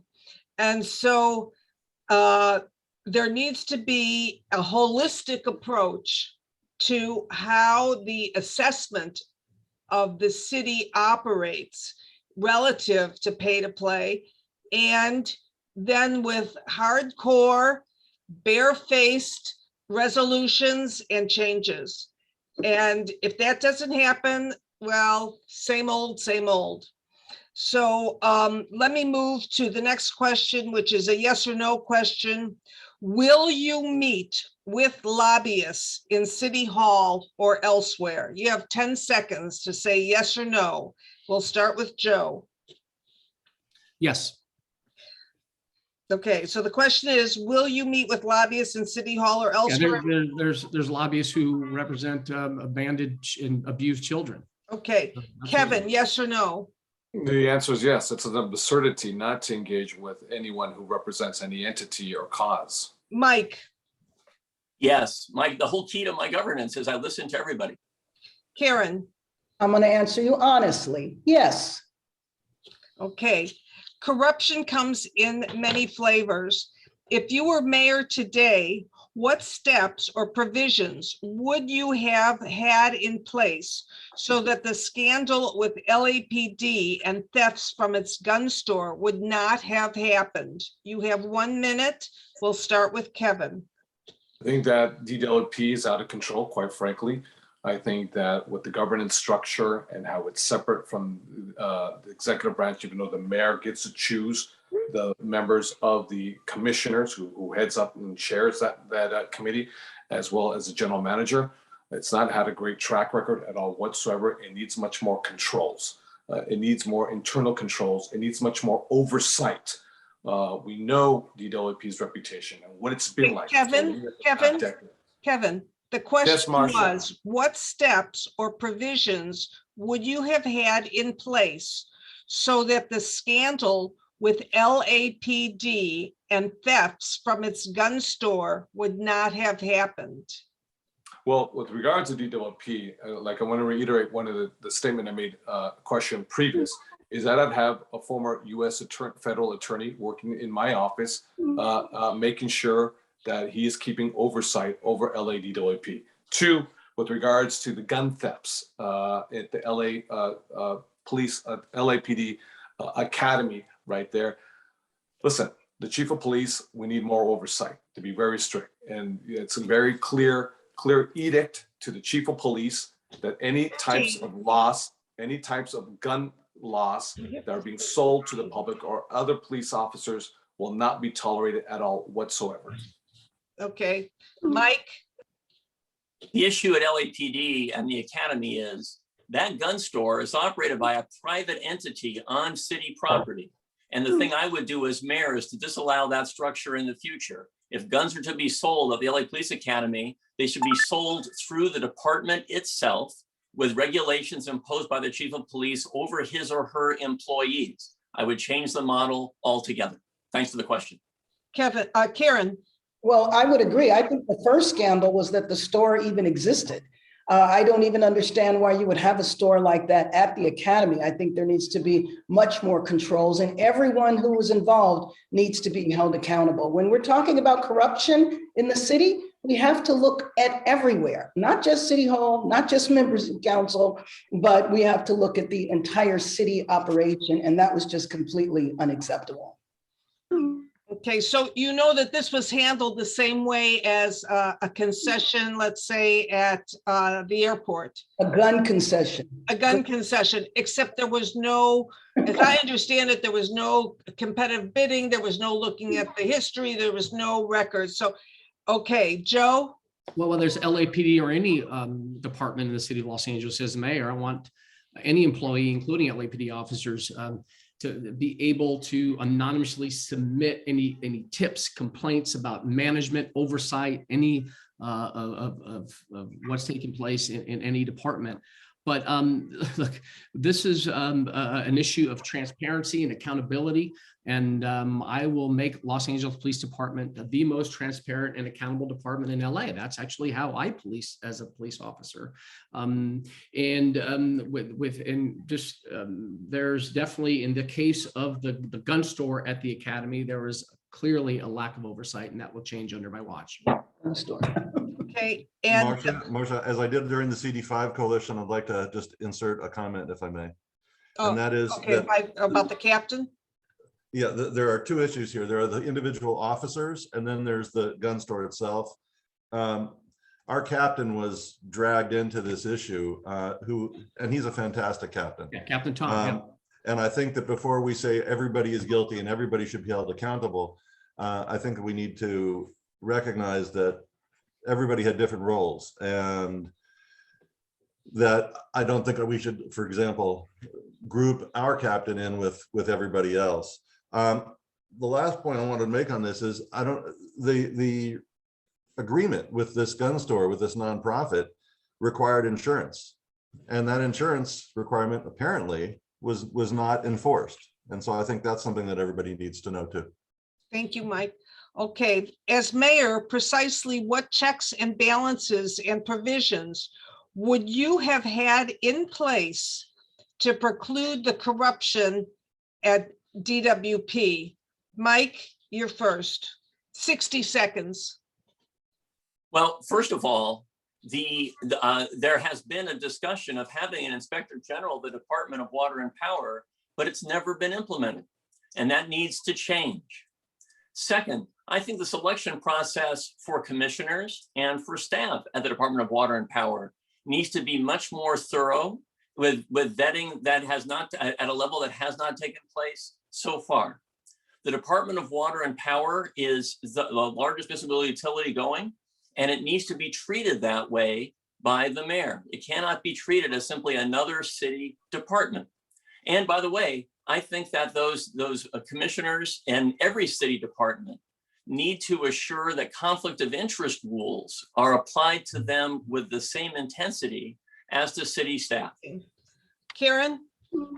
You know, I really think that the city needs to have a top to bottom evaluation or audit of all of the departments. I really do. I mean, I think with the Department of Water and Power, there are a lot of issues. I mean, consumers have to deal with rates that go up with no explanation. And basically, there's nothing that you can do about it. So there's corruption inside, but then there's also the way constituents are treated and the ability to have any type of protest, or if you have a disagreement with the DWP, that's just the way it is. There's nothing that you could do. I think that's completely unacceptable. Joe? Again, I would be the mayor the same way I was a police officer, having that trust, faith, and confidence between the public and City Hall.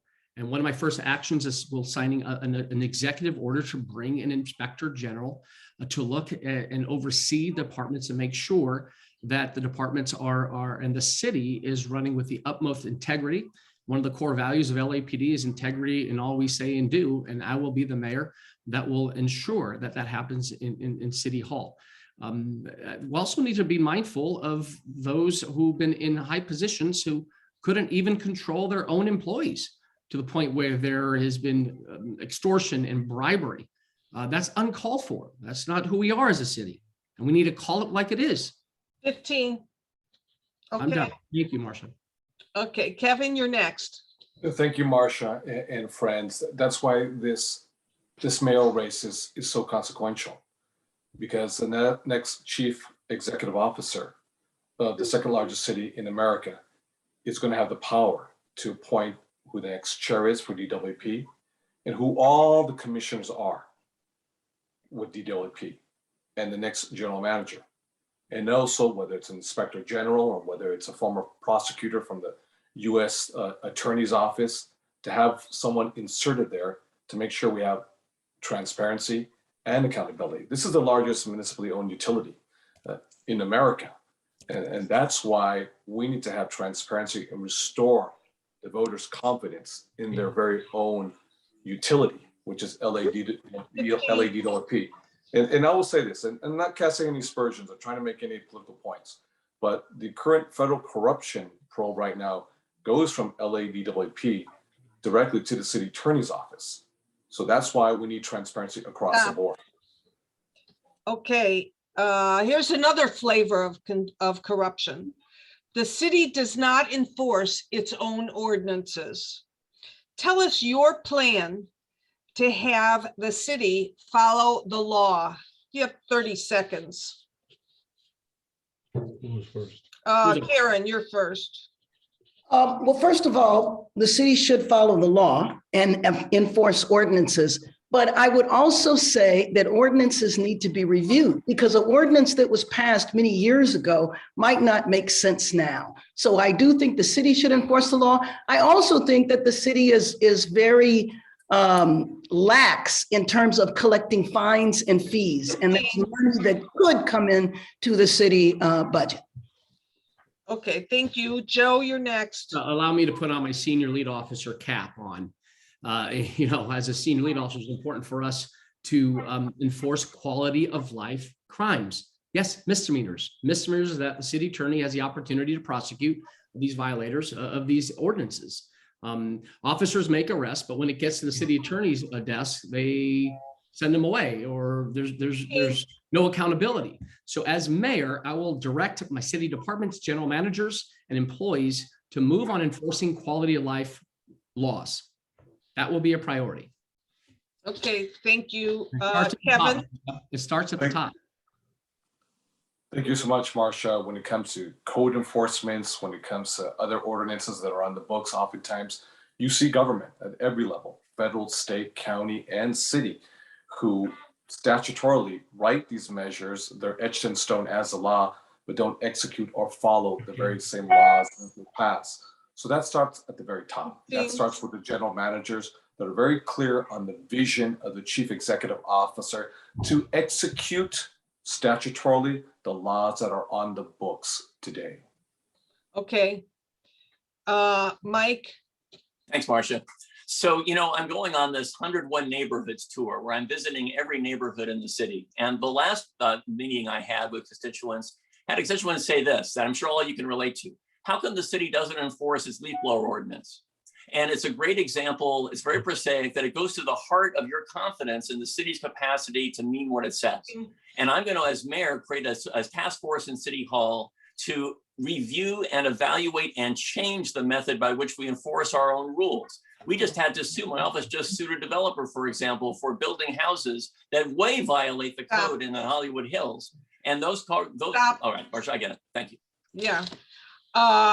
Here's the bottom line. Mean what you say and say what you mean. Or is it say what you mean and mean what you say? It's a permutation, but if we have ordinances on the books, they have to be enforced. We have an ACE rule, which allows building and safety to write citations. And we really need to make sure that all of the rules, top down, and the ordinances are enforced. Otherwise, don't give me any parking tickets. If you're not going to enforce the rules in government in total, don't give me any parking tickets, because I don't want to be the one where I get enforcement and other places don't. Okay, we're still on corruption. Please tell us if you accept campaign contributions from billboard or advertising placement companies. And tell us your position on outdoor advertising in the public right of way beyond what is already allowed by code, specifically for transit shelters. You have 1 minute and we're going to start with Joe. Yes, I have accepted monies from billboard companies, but we also need to recognize, as it relates to the deployment of billboards, that the city has made progress in controlling the spread of billboards throughout Los Angeles. I'm supportive of limited number of the new locations that they have offered benefits for community neighborhoods that they're located in. That was the policy moving forward, and we're still waiting on the ordinance to come forward. Did I catch the second part of the question, Marcia? Tell us your position on outdoor advertising in the public right of way beyond what's already allowed by code in transit. Yes, so it's important to, especially in where you all live, in controlling the spread and the blight of billboards along major. So what is your position? To put billboards where it matters and protect neighborhoods at the same time. Okay, Kevin? Thank you, Marcia. The answer is yes. And let me underscore the following. In my career as both a legislator and now a council member, I've never allowed one single contribution to influence the outcome of any of my votes during my legislative career. And I know that my colleagues on this panel here today, I think goes the same for each and every one of them as well too. I think that when it comes to the issue of billboards, I think there's some appropriate places, not in our neighborhoods. I don't want to see billboards nor digital billboards in neighborhoods at all whatsoever. You know, in downtown LA is an environment that's very different in comparison to the rest of the city of LA. So in downtown LA, I think we can deal with that, but not in neighborhoods. Okay, Mike? So let's be really clear about this. First, I have no contributions to billboard companies. Second, I do not think that billboards should proliferate in our city. I oppose digital billboards. I oppose adding billboards to our landscape. As a city council member, I wrote the law to prohibit billboards advertising alcohol and tobacco in areas where kids live. And billboard companies erected the largest contribution in the history of Los Angeles to oppose my election for city attorney in 2001, because I knew the next city attorney was going to either enforce the law that I wrote or not. And that law went away. I think that right now we're at a key decision point because there's a discussion of proliferating digital billboards. They are dangerous. In Sacramento, I sought a law to prohibit new digital billboards until their safety could be evaluated. That law didn't get through the committee that was populated by members who took contributions from the billboard companies. I can't be more clear about this. Billboards are themselves a blight. Digital billboards are a blight and they are dangerous. Adding more to the city landscape is a bad idea and I oppose it. Karen? Well, I worked with Councilman Mike Feuer to eliminate those tobacco and alcohol billboards. I am very much opposed to the digital billboards. I think they are completely out of control. Even the few that are downtown, you can kind of see them everywhere. And I think Mr. Barnell is not muted. Anyway, what I can say for sure is I have never sought contributions from billboard companies. I do not believe I have any contributions from billboard companies, but to answer you honestly, I would have to go back and check. I have definitely not sought that. But sometimes when people give you contributions, you don't necessarily know all of the businesses that they represent. Okay, and that's why you have a treasurer who is supposed to follow your rules and your restrictions on the type of money that you take. My restrictions on on contributions are no contributions from tobacco, alcohol, oil, or guns, not billboards. Okay. Okay, I have a 10-second question here to follow on. Can you quickly give me your position on the proposed Metro Communications Network? Take 30 seconds. Joe, start with you. Well, as it relates to your neighborhood, I support the above ground monorail system that will go through the 405 and continue. No, this is the Metro Communications Network. I'm not familiar with it, Marcia. Okay. Kevin? I think I'm not going to speak for all the candidates, but perhaps you can give us a little more detail. No, maybe you can tell me what your position is. Okay, then I'll skip it, Marcia. Thank you. Okay. Mike? So if this discussion is about putting the digital signs on transit stops, I oppose that. If it is not that, then I need more clarity. Okay, Karen? Not familiar with it. Okay. And this is Marsha, so doesn't important matter. because Help us help you. this is so important because what this tells me is you guys are not intimate with some of the real issues that affect quality of life. The Metro Communications Network seeks to place 300 digital billboards on Metro right-of-ways, some of which are shared with the city. So the city would have a voice in those. So my suggestion is get your hives working on this, because this is an important quality of life issue. Okay. Duly noted. On it. Duly noted. Okay, so the next question is, in 10 seconds, for transparency, will you publish your calendar on the controller's website? Kevin, start with you, yes or no? No. Mike, will you publish your calendar on the controller's website? With appropriate redactions where that's necessary for public safety. Okay, Karen, I would agree with that. you're agreeing with Mike. Yes. Okay, Joe? I would publish my calendar on my own website. Okay. Okay, I'm going to turn it over to Mike Eveloff for public safety. Okay, but Marcia, I do want to just address the elephant in the room when it comes to corruption in the city.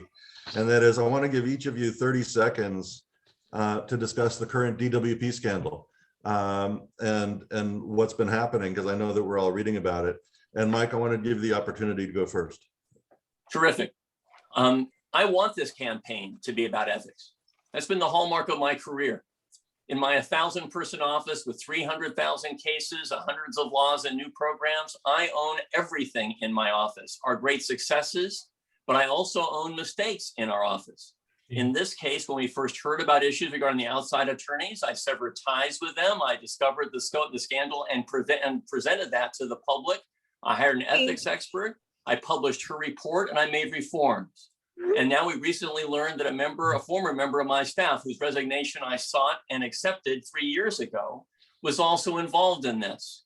I own the decision to put him in that position of authority.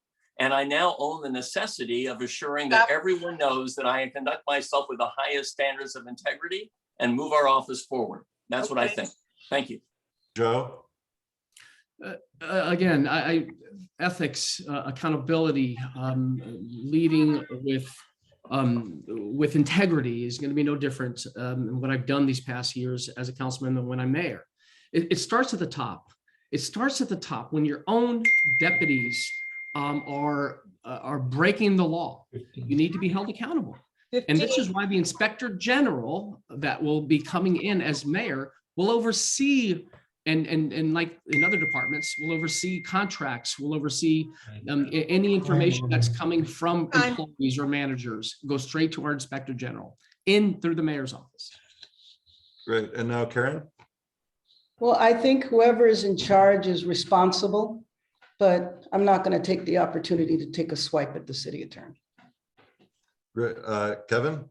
I think you can't be both a paragon of virtue at the same time have a cesspool of corruption in the office. I think that's why Angelinos want transparency. They want accountability. You know, you can articulate as much as you want, you know, about transparency, accountability, virtueness, you know, non-corruptiveness, et cetera, et cetera.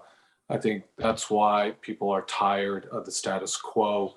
That's why people want a shakeup, you know, in the current city structure. That's why they want leadership. Okay. Thank you all. So now I'm going to move to fire stations.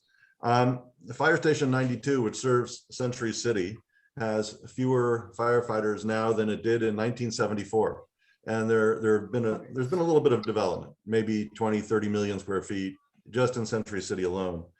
What will you do to bring each fire station in our district up to its full strength? For example, 92 was a task force, it's now a light force, with firefighters and equipment. And Mike, I have you here first as well. So you're up, 90 seconds. Sure. So first of all, I know that station. I know the stations of my former council district well. And when I was the city council member, I made sure they were staffed appropriately. And as a budget leader on the city council, I was in charge of the budget. I prioritized fire services. That record will continue with me as mayor. When it comes to the fire department and the police department, our public safety teams, we have to prioritize those services. And by the way, fire services are not merely fire suppression services, but they're also EMS services. So when a station is not adequately staffed, it jeopardizes the health as well as the safety of people in the surrounding neighborhood. Bottom line, my budget priorities will be reflective of what I just said. Health, the safety of our city has to come first. And this is where I'm going to place an emphasis and our resources. I will also say, however, the fire department needs a top-down review when it comes to its personnel approaches, when it comes to how it hires and retains people, when it comes to all the strategies that it employs for assuring that there's no discrimination within the department. So as mayor, I'm going to be focused on more resources and assuring the training and the protocols in the department measure up to the highest standards that our city deserves. Thanks. Karen? Well, there are a lot of challenges within the fire department, and the first thing that I would do would be to focus on recruitment. There needs to be recruitment of Answer him. Can I ask that JSA Barbanel mute their microphone? There needs to be a Thank lot you. of attention paid to recruitment and paid to diversity, and also paid to addressing some of the cultural challenges within the Los Angeles Fire Department. In Congress, though, we did send millions of dollars to Los Angeles for first responders. And I know that that helped fill a budget gap, but I also hope that that money was used to expand the fire department. But we need to do that because there needs to be adequate fire representation in every part of the city. Joe? Well, as a police officer, I patrolled your neighborhoods and I've responded to calls with Fire Station 92, recognizing that it's the lowest staffing level since 1974. As we know, and that's unacceptable. I mean, it's unacceptable. The station has had a history also of great community support, even financing and funding their own ambulance services. You should not have to. So as mayor, we're gonna make those adjustments and hires and fully staff and get, I mean, the light force there at 92 is unacceptable. We'll also need to replace the older station. As you have seen, talking to my firefighters, brothers and sisters, it's one of the oldest stations in the city. So continuing to improve on that public-private development with the local foundation, the Fire Foundation, including the Jewish community who've stepped up and gone above and beyond with knowing it's an older population. And we owe it to the residents there. And that's gonna be my commitment moving forward as your mayor. Kevin? Thank you very much, Mike, for the question. We as a city are not in a good place. And one of the most essential services for all of our residents in the city of LA, fire protective services. Now, the vast majority of the calls, 911 calls to our LAFD are in fact EMS calls.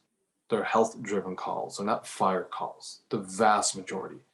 We're also gonna have to revision the way LAFD looks like in the future, because when you quantify the number of calls and the ratio between health-related with the stroke, whether it's a heart attack, whether someone fell down, cutting someone's tree on the west side and severely injured, we're gonna have to really re-envision that approach as it relates to our fire department. But it's also an issue of budget priority. And what does that mean? How we reduce response times, throughout the city of LA. Listen, for folks who live in Century City, for example, as we go vertical, and in the same case too for downtown LA, as we go vertical because of the housing crisis, those response times will also be delayed too, because we're not dealing with horizontal structures. Now we're dealing with multi-level 25, 30, 45, 50 level structures right here. So that changes the way we do fire. Just so you know, when you take a look at the statistics, while it is 80-20 EMS to fire, labor is actually very close to 50-50 because it takes far more firefighters to put out fire than it does for a rescue to show up. The other important thing is that when you have rescues that are consumed, as we had recently here on my street, then you get a light force actually responding to EMS issues, which deters or restricts availability of resources for fire. Okay, next, firefighter overtime has been a quote unquote hot topic issue. Do you see firefighter overtime as a problem or as a symptom? And I'll give me 30 seconds on that, and I'm going to start with Karen. I think it is absolute. Well, I think it's a symptom. It's a symptom of the fact that we need far more firefighters. You know, I used to work in the emergency room. I worked right alongside firefighters and used to work 16-hour shifts. The idea that they would put in ridiculous amounts of time, not only is that bad, that's also dangerous. It's dangerous for their health and their safety, and it's 15. dangerous for constituents. So there needs to be more recruitment, no question. Joe? I agree. And Karen, thanks so much for your service in emergency rooms and your work as a nurse. Listen, I've seen it when you see a lot of wall time, firefighters waiting to get a bed for the patient. It's definitely overtime is a symptom, and we need to hire more. And going back to budget priorities, public safety is going to be a top priority for me, both in making sure we provide adequate police and fire services. Kevin? It's a major issue. It's a major challenge for the city of LA. And that's why we have to double, triple, quadruple down in more recruitment. And we need to do it organically. We need to do it here within the city of LA. Our young men, our young women coming out of high school, they have a real opportunity for a career technical education, a pathway, you know, to become a firefighter for one of the best firefighter departments in the United States of America, if not the very best that we have here. The men and women, and we have to increase women in our ranks, you know, without a doubt. You know, that's one of the biggest challenges that we have, but we need more folks. Thanks. Mike? Yeah, it's a huge issue in the fire department. And, you know, we're talking about firefighters with overtime. Now, one fire inspector made $580,000 in overtime over the just a couple of years period of time. And there are rules in the fire department, including minimums that people get to receive in overtime, that need to change. The fact that overtime is so used in the fire department requires a significant analysis in that department, because it needs to change. And by the way, what else needs to change is we have firefighters who live most of the year in other communities, other states sometimes. That also needs to change. Thank you. Okay, I'm going to go the same order, just 5 seconds. Do you think firefighters should be blamed for receiving overtime for shifts that they work? And that is, we're going to start with Karen. 10 Absolutely seconds. not blame. Okay. Joe? No, absolutely not. Kevin? No.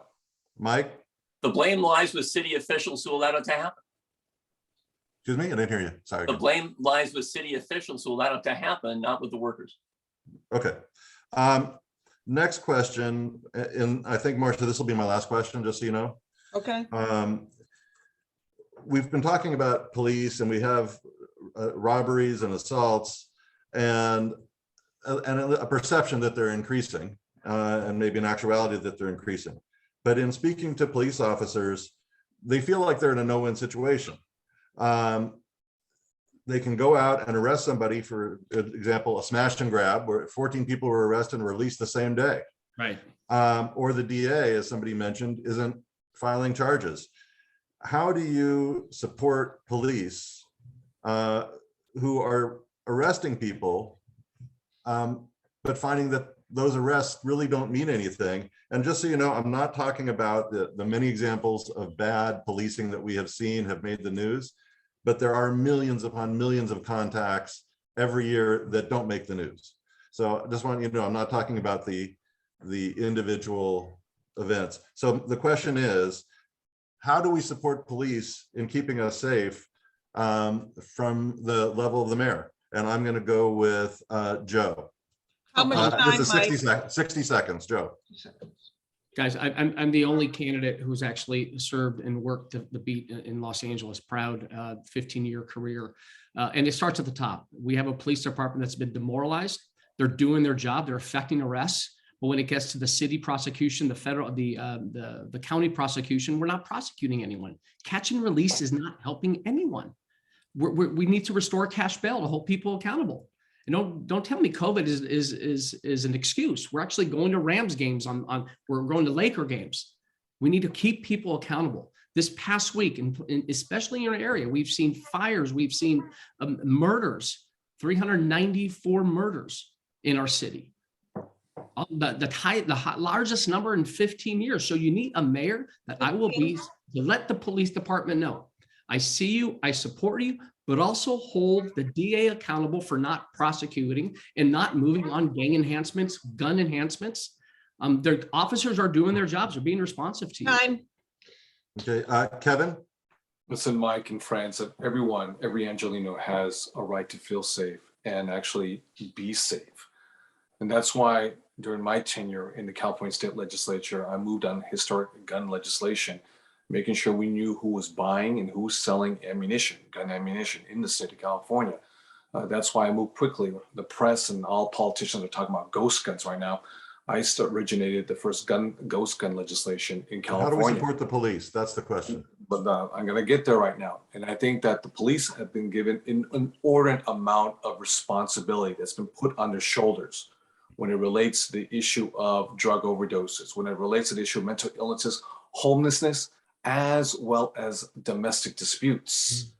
We need to take those responsibilities away from our LAPD officers so they can focus on dealing with prevention, in solving crimes, and reduce dramatically the wait response times to get to your house immediately if there's a violent break-in, a burglary of some sort. Thanks, Thank Kevin. Karen? I think the Wait, way. no, Mike. I'm happy to defer to either way is fine. So, No, it's you. It's just, I see my own name and I'm crossing it out because I just said something. okay, fair enough. Okay, so now start the clock now, Mr. Evelop, not later. Okay, so here's the deal. Maybe a few weeks ago, in the wake of the revelation that smash and grab burglars were being released immediately, I took action. I announced my opposition to zero bail, which means that someone who commits one of these offenses is then allowed to be released without any security whatsoever. So they should be assessed by case. There should be a risk assessment first. And then I called the presiding judge of the criminal courts and sent him a letter saying there should be exceptions for zero bail, including smash and grab burglaries. There are exceptions for violent crime. There should be exceptions for this. So it's your specific question. What do you say to a police officer who arrests a smash and grab burglar and then they're out the next day? I say we need to be making these exceptions to the bail rules that exist right now. And finally, the mayor of the city needs to be a strong and forceful advocate for police officers, a clear-eyed person when it comes to police issues that arise where there's improvement needed. But by the same token, the officers need to know they're supported at the top. Thank you. Thanks, Mike. Karen? I think the number one job of the mayor is to keep Los Angeles safe. And obviously that means supporting the police department. I think the number one thing we can do to support the police department is to allow them to do their job, allow them to do the job that they went to the academy for. They didn't. And Joe, when you went to the academy, I bet you didn't go to the academy thinking that your job was going to be to handle mental illness and substance abuse and all of the other social and economic problems that we don't attend to, we dump on the police department. I did work on police reform in Washington, D.C., and I'm proud to say that the Los Angeles Police Department was very active on the federal level. We worked as partners. Now, they didn't agree with 100% of what we were trying to do in the George Floyd Justice and Policing Bill, but they certainly understood that what we were trying to do was to make their job easier by putting resources in that bill so that they had money to provide training, to provide body cameras, et cetera. Stop. Marsha, I'm done with my section. Okay, I want to just ask a quick question that you decided not to, and that is, in 5 seconds, will you tell us, will you ensure that oil wells and rigs in the city will be inspected? Yes or no? 10 seconds, start with Kevin. Unequivocally, yes. I fought my whole political life against the fossil fuel industry. Mike? Not only those, but also getting after abandoned wells that pervade our city and are dangerous. Yes. Karen? Absolutely. Okay, Joe? Yes, having the largest number in Wilmington, absolutely, and also capping those who are not being used, yes. Okay, excellent. I think I'm competing with you, Joe, with oil wells. We'll have to compare. Yeah. Yep. Okay, I have a few more questions and then we're gonna go to the chat box. Aside from affordable housing and the housing questions, how will you improve the lives of the elderly in the city? 30 seconds. Start with Karen. One, we need to beef up our resources, especially in our Department of Aging, because that has decreased over the years. So if you're looking at meals for seniors, transportation, clearly, if we're going to move to developments that do not have parking, then we need to figure out a way that seniors can have transportation to the businesses or for any place that they want to go. Okay, Joe, 30 Oh, seconds. Let's start with adequately funding senior centers, which I will do as mayor and prioritize and ensure that we have quality programming for our seniors and also provide safe and reliable transportation for our communities. Okay, Kevin? Thank you, Marcia. That's such an important question. And I am a strong believer in robust senior centers. I'm going to tell you this why. Because in my neck of the woods, whether it's Boyle Heights and Sereno, Highland Park, Eagle Rock, Lincoln Heights, these senior centers are teeming with so many vibrant Angelinos. Vast majority of them are women because they live longer than men. And let me tell you something, COVID-19 has destroyed so many of our senior citizens who've been isolated by themselves. We have to really fund robustly our senior centers because that is the connective tissue for our mothers and fathers. Mike? Thanks. When I was on the city council, first getting there, I made sure that the 100,000 person waiting list for home delivered meals for seniors was eliminated so every senior ate. Now, if you look at today, my mom is 90. What does she need? Transportation, meaningful, engaging services, and she needs to be connected to other people. So as mayor, I have a lot of insight into what it means to protect and sustain senior citizens. I'm going to work with the leaders of the Department of Aging to create new programming that addresses post-COVID isolation in ways that haven't been contended with so far. Thanks. Kevin, let's see, did I get everybody? Mm-hmm. Okay, Yes. so on that question, I want to add, in addition to the grocery stores that Karen mentioned, we need to level the sidewalks because many of them have walkers or in wheelchairs. We need to keep the scooters off the sidewalks. We need to do everything we can to prevent accidents on public property, which means roots of trees. There's a whole laundry list. And I would suggest that whoever's the next mayor create a panel of experts from aging, because we have an aging department, but I don't think they're doing what needs to be done. And I think they're past their expiration date. So I think a new approach to this needs to be done, listening to the people who are expert and even doing focus groups with seniors to listen to what they have to say about various parts of the city. Okay. So the next question in 30 seconds. Oh, you shouldn't even need 30 seconds. We'll say 10. Will you be willing to send to the coalition, that's me, I'll take it and then distribute it, in writing, your goals with metrics, if possible, for the first week, the first 6 months, the first year, and the first term? That's a yes or no. Would you be willing to send that information to the coalition? We'll start with Mike. Sure. Karen? Yes. Joe? Yes. Kevin? See. Okay, you're being recorded, so This is a bilingual group, I hope. Yeah. Hey, Marcia, do us a favor though.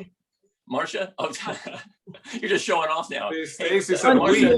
Marcia, do us a favor though, and send us an email that makes the request so we have something to circle back to. Okay. You're supposed to remember. Okay.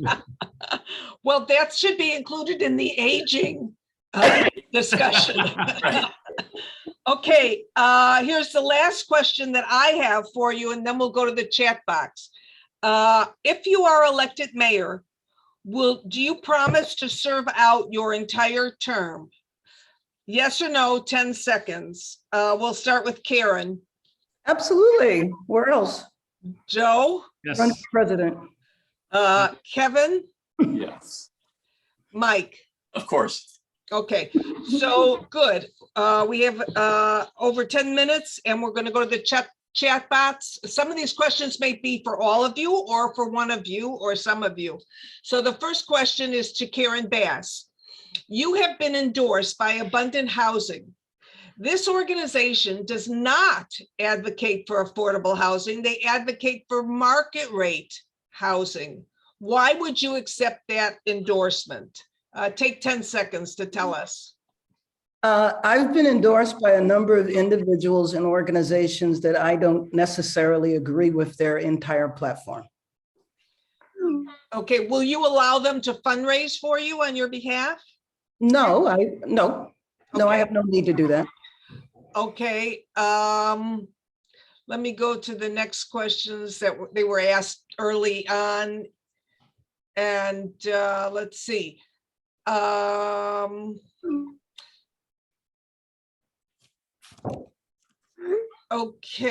Okay, pursuant to SB 330, TOCs and density bonuses can be obtained when developing a new project without any additional units as long as they replace existing RSO units. Our city attorney is the one that helped make the determination that no additional units were needed to get the bonuses.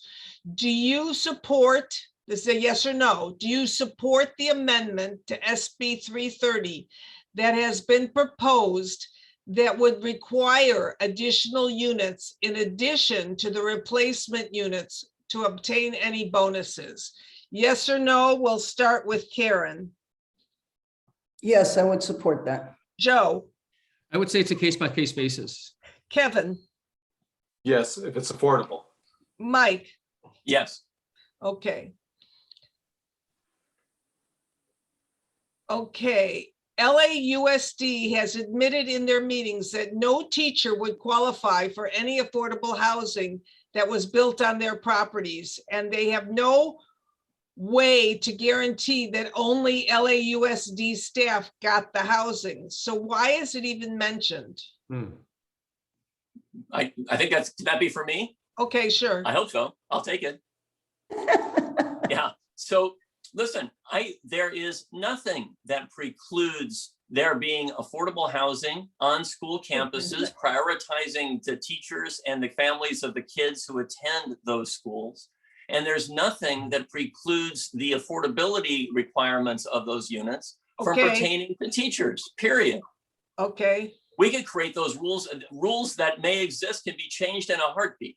okay, It's a good idea to co-locate that housing where it's needed, and it's needed there. okay. In the chat box, there's just a comment. Kevin DeLeon said that he wants to build in historic preservation overlay zones. And just to confirm another item in the chat box, Karen. Do I make a comment on that? No, you already said it. Karen Bass supports SB 9. Okay, the Turner Center, are they a legitimate organization? Stephen Resnick, I have no idea who you're talking about. The Turner Center is the University of California at Berkeley. Oh, okay. And what they concluded through their study was SB 9 through the market would not really produce a number of housing units that it purports to do. Okay, let's see. And Who of the candidates supports Assembly Member Tang's bill 672 that would erode the State Parks Preservation Act and allow construction of housing and multiple golf courses on parks? So I'll just run the list. Do you support or oppose Tang's bill 672? And I'll start with Mike. I don't know the bill, so I don't know. I haven't read the bill. Karen. From what I'm not familiar with the bill either, but from what you said, no. Joe. Yeah, same thing. And we added 11 new parks in my district, renovated 27 existing parks. We have. So do you know what Tang's bill is? Based on what you're saying by describing the bill, I struggle with it. Okay, so you would oppose construction of housing on municipal golf courses and parks? Yes, I would. Okay, and Kevin, oppose or support? As the creator of the most parks in the city of Los Angeles, I would say unequivocally, I would not allow housing to be taking place on our city, state, regional parks. Okay, let me continue here. Now, if you want to Golf courses- bifurcate golf courses, that's another question. Yeah, if golf courses are ever being considered being converted into public parks, that's what Yeah, it but should. this is talking about Just for construction both- on just for both. the property. Okay, TOC is abused and a giveaway to developers. They have demolished affordable housing to give us more market rate units. That's just a comment. Blah, blah, blah, same thing, same thing. TOCs ruin neighborhoods. Yeah, okay, no. Marcia, you're doing great, by the way. Oh, thank you. Goodness. Would you, okay, here's a question. I guess it's a question. This is from Jan Reichman. Would you want to hop on public transportation during a pandemic? Get real. It's risky and crime is rampant. I'm going to let that go. Well, I'd love to go at that one. Let me tell you, I've actually have staff members who are now refusing to go into public transportation. Okay. They've been assaulted, they've been screamed Okay. at. Yeah, so it's. Okay, It's safe for people to use public transportation. Marcia, it's But actually. Marcia, Marcia, can- wait. it's an Thank important- you for that anecdotal information, but I want to try and get Fine. through these It's a good questions. question for us, though. As mayor, what will we do? Call me, sweetheart. Okay, let's see. Please make trees part of the infrastructure. Green infrastructure counts also. Mid-City Wilshire area is more Yes, and more yes. a heat island. You As need we more develop shade, new, lower temperatures. as we develop higher buildings with the new mass transit here, also same with the neighborhoods along the Crenshaw Line. Okay, here's a good question from Stacy Sure. Will you agree to change the way the Ethics Commission is appointed and operates and remove it from under the direct control of the mayor, that is making it fully independent without fear of reprisals for doing Yes, their yes, jobs? yes, Uh, yes. Let me see hands. How many say yes? Hands. Yeah, be open to it. Joe? Love that, yes. Okay, Kevin, would you do this? Would you remove the control from the mayor? I'll be open to that. I'll be open to that. Open to that. Let me Right. just say that I think that the whole process needs to be evaluated. And to me, that is one point that I would consider doing absolutely, but I think it needs much more than that. Yeah, and Marcia, I want to add something. When I was on the city council, I actually authored a successful charter amendment to change the way the composition was put together because Oh. it was too much in control of the mayor. So Okay. now the mayor has one So vote as Mike, do others. Mike, let me boil this down. You're saying that there's too much control by the mayor and you would make it independent. Am I understanding that? No, I'm saying that I authored an amendment that changed the control and reduced the control of the mayor 20 years ago. I actually agree that the method by which we establish the commissioners should be looked at anew because the commissioners are appointed by elected officials. And I'm not sure that's the best way to go. We have independent redistricting commissions that aren't appointed that way. Okay. Next question, Barbara Brody. She always has great questions. What is each candidate's position on the SACTO bill pending that would remove park and open space protections from municipal golf courses? Oh, I just I asked think that. that's the same Okay. question as before. Okay, well, Barbara, it's a great question, but Thanks, somebody got Barbara. in there ahead of you. Thank you, Barbara. Great Okay. minds think alike. Blah, blah, blah. Okay, now, here's another comment. Nonprofits make donations to candidates so they can get contracts, okay? Wait, They can't. nonprofits aren't allowed to do individuals that. for I don't nonprofits. think that's correct. Okay, so that was from, Nonprofits, but that's. okay, that's from Stacy Sure. So thank you for the clarification. Oh, Relying on community plans and using them to reduce and remove influence of electeds on developments will not address the problems in the neighborhoods. If the process to write the new community plans does not reflect a sufficient input from the communities involved, okay? Agreed. So That's right. that's a challenge. More homeowner HOA involvement. Okay, let me see. I only have 2 minutes. We Yeah. all know about the dysfunction in departments and between the city and county. Okay, we're not gonna ask. Okay, let's see. True, yes. But that Uh, is an important topic. That is important. It's a huge topic, yeah. Important, It's a but it huge one. doesn't apply to everybody. IT, okay, we know that. The vast majority of LAPD calls are medical. How many, No, that's does anybody fire. know, does That's anybody fire. know how many firefighters refused vaccination? Anybody have that number? Yeah, it's in the hundreds. In the hundreds? Yeah, And how it's many in the hundreds. firefighters do, how many Also, firefighters do we have in total? Yeah, right now, Marcia, I think there are about 3,300 of them, but no firefighters are allowed in stations right now unless they're vaccinated or they've obtained some medical. Okay.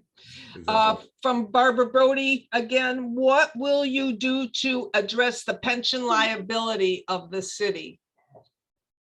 Take 30 seconds to answer that, and I'll start with Mike. Sure. I think that we should be looking carefully at hiring, at the new hires we have, having less pension opportunities than existing hires do, because we have to be tamping down our pension costs in the city. Okay, Karen?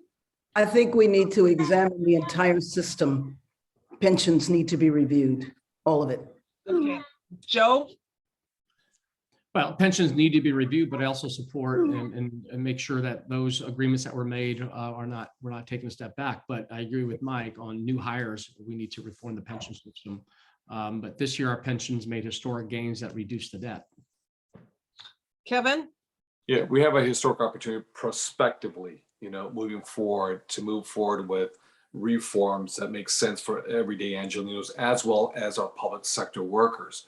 But let's be very clear about one thing. Legally, we have an obligation to our women and men who are dependent on that DB. I know there's a lot of folks want to go DB to DC and that whole debate with regards to pension reforms, but we have an opportunity to look at what type of reforms can be implemented that's good for the city, good for our workers, good for taxpayers. Okay. Okay. Hey, Marcia, quick question on that. How about people who are pulling multiple pensions at the same time from the city? Shouldn't it be one pension and you can pick the highest one? However, and whoever wants to address that would be great. I think that should be part of the list. Well, we can look at that. I know that we've had fire chiefs, or I should say fire department, police chiefs who hop around from one department to another department, within, whether it's Glendale, Long Beach, or Pasadena. They retire, they get their fully taxpayer funded, defined benefit pension plan. They go into LAPD or vice versa, Okay. and that's a lot. I think that should be examined moving forward, but I wouldn't do that retroactively or to people serving now. I don't think you Okay, could. okay. Yeah, you so can't. It's You 12, yeah, you can't do it ex post facto, so. Can't do it yet, so It's that's why it's prospective. 12:31. I want to ask all of the coalition Marsha, reps to 41. email me, just 1 1 second. minute. I want to ask all of the coalition reps to please email me your candidate preference. And you can just send it to my email at marcia.sells@gmail.com. I want to thank all of the candidates for their public service and also their willingness to visit with us this morning. And for sure, whoever is elected, you're going to have a chance to do this again at least one time a year because you all promised to do that. Right. And I'm happy to meet with anybody for coffee. I'm not a lobbyist. Good luck to our candidates. Thank you for participating. Thank you. Thank you. I'm sure Thanks very much, guys. we'll all have additional opportunities to visit with you. Thank you to everyone, and we'll see you all next Saturday for the City Controller Candidates Forum. If anybody has any comments or questions, just email me. Thanks. Bye, Mike. Mike. Bye, Nikki. Okay, thank you so Very much. grateful, guys. Mike, Bye, Karen. bye. Have a Joe. good Bye, Mike. weekend. Bye, everybody. You too. Bye-bye. Bye. Bye, Marsha. Well.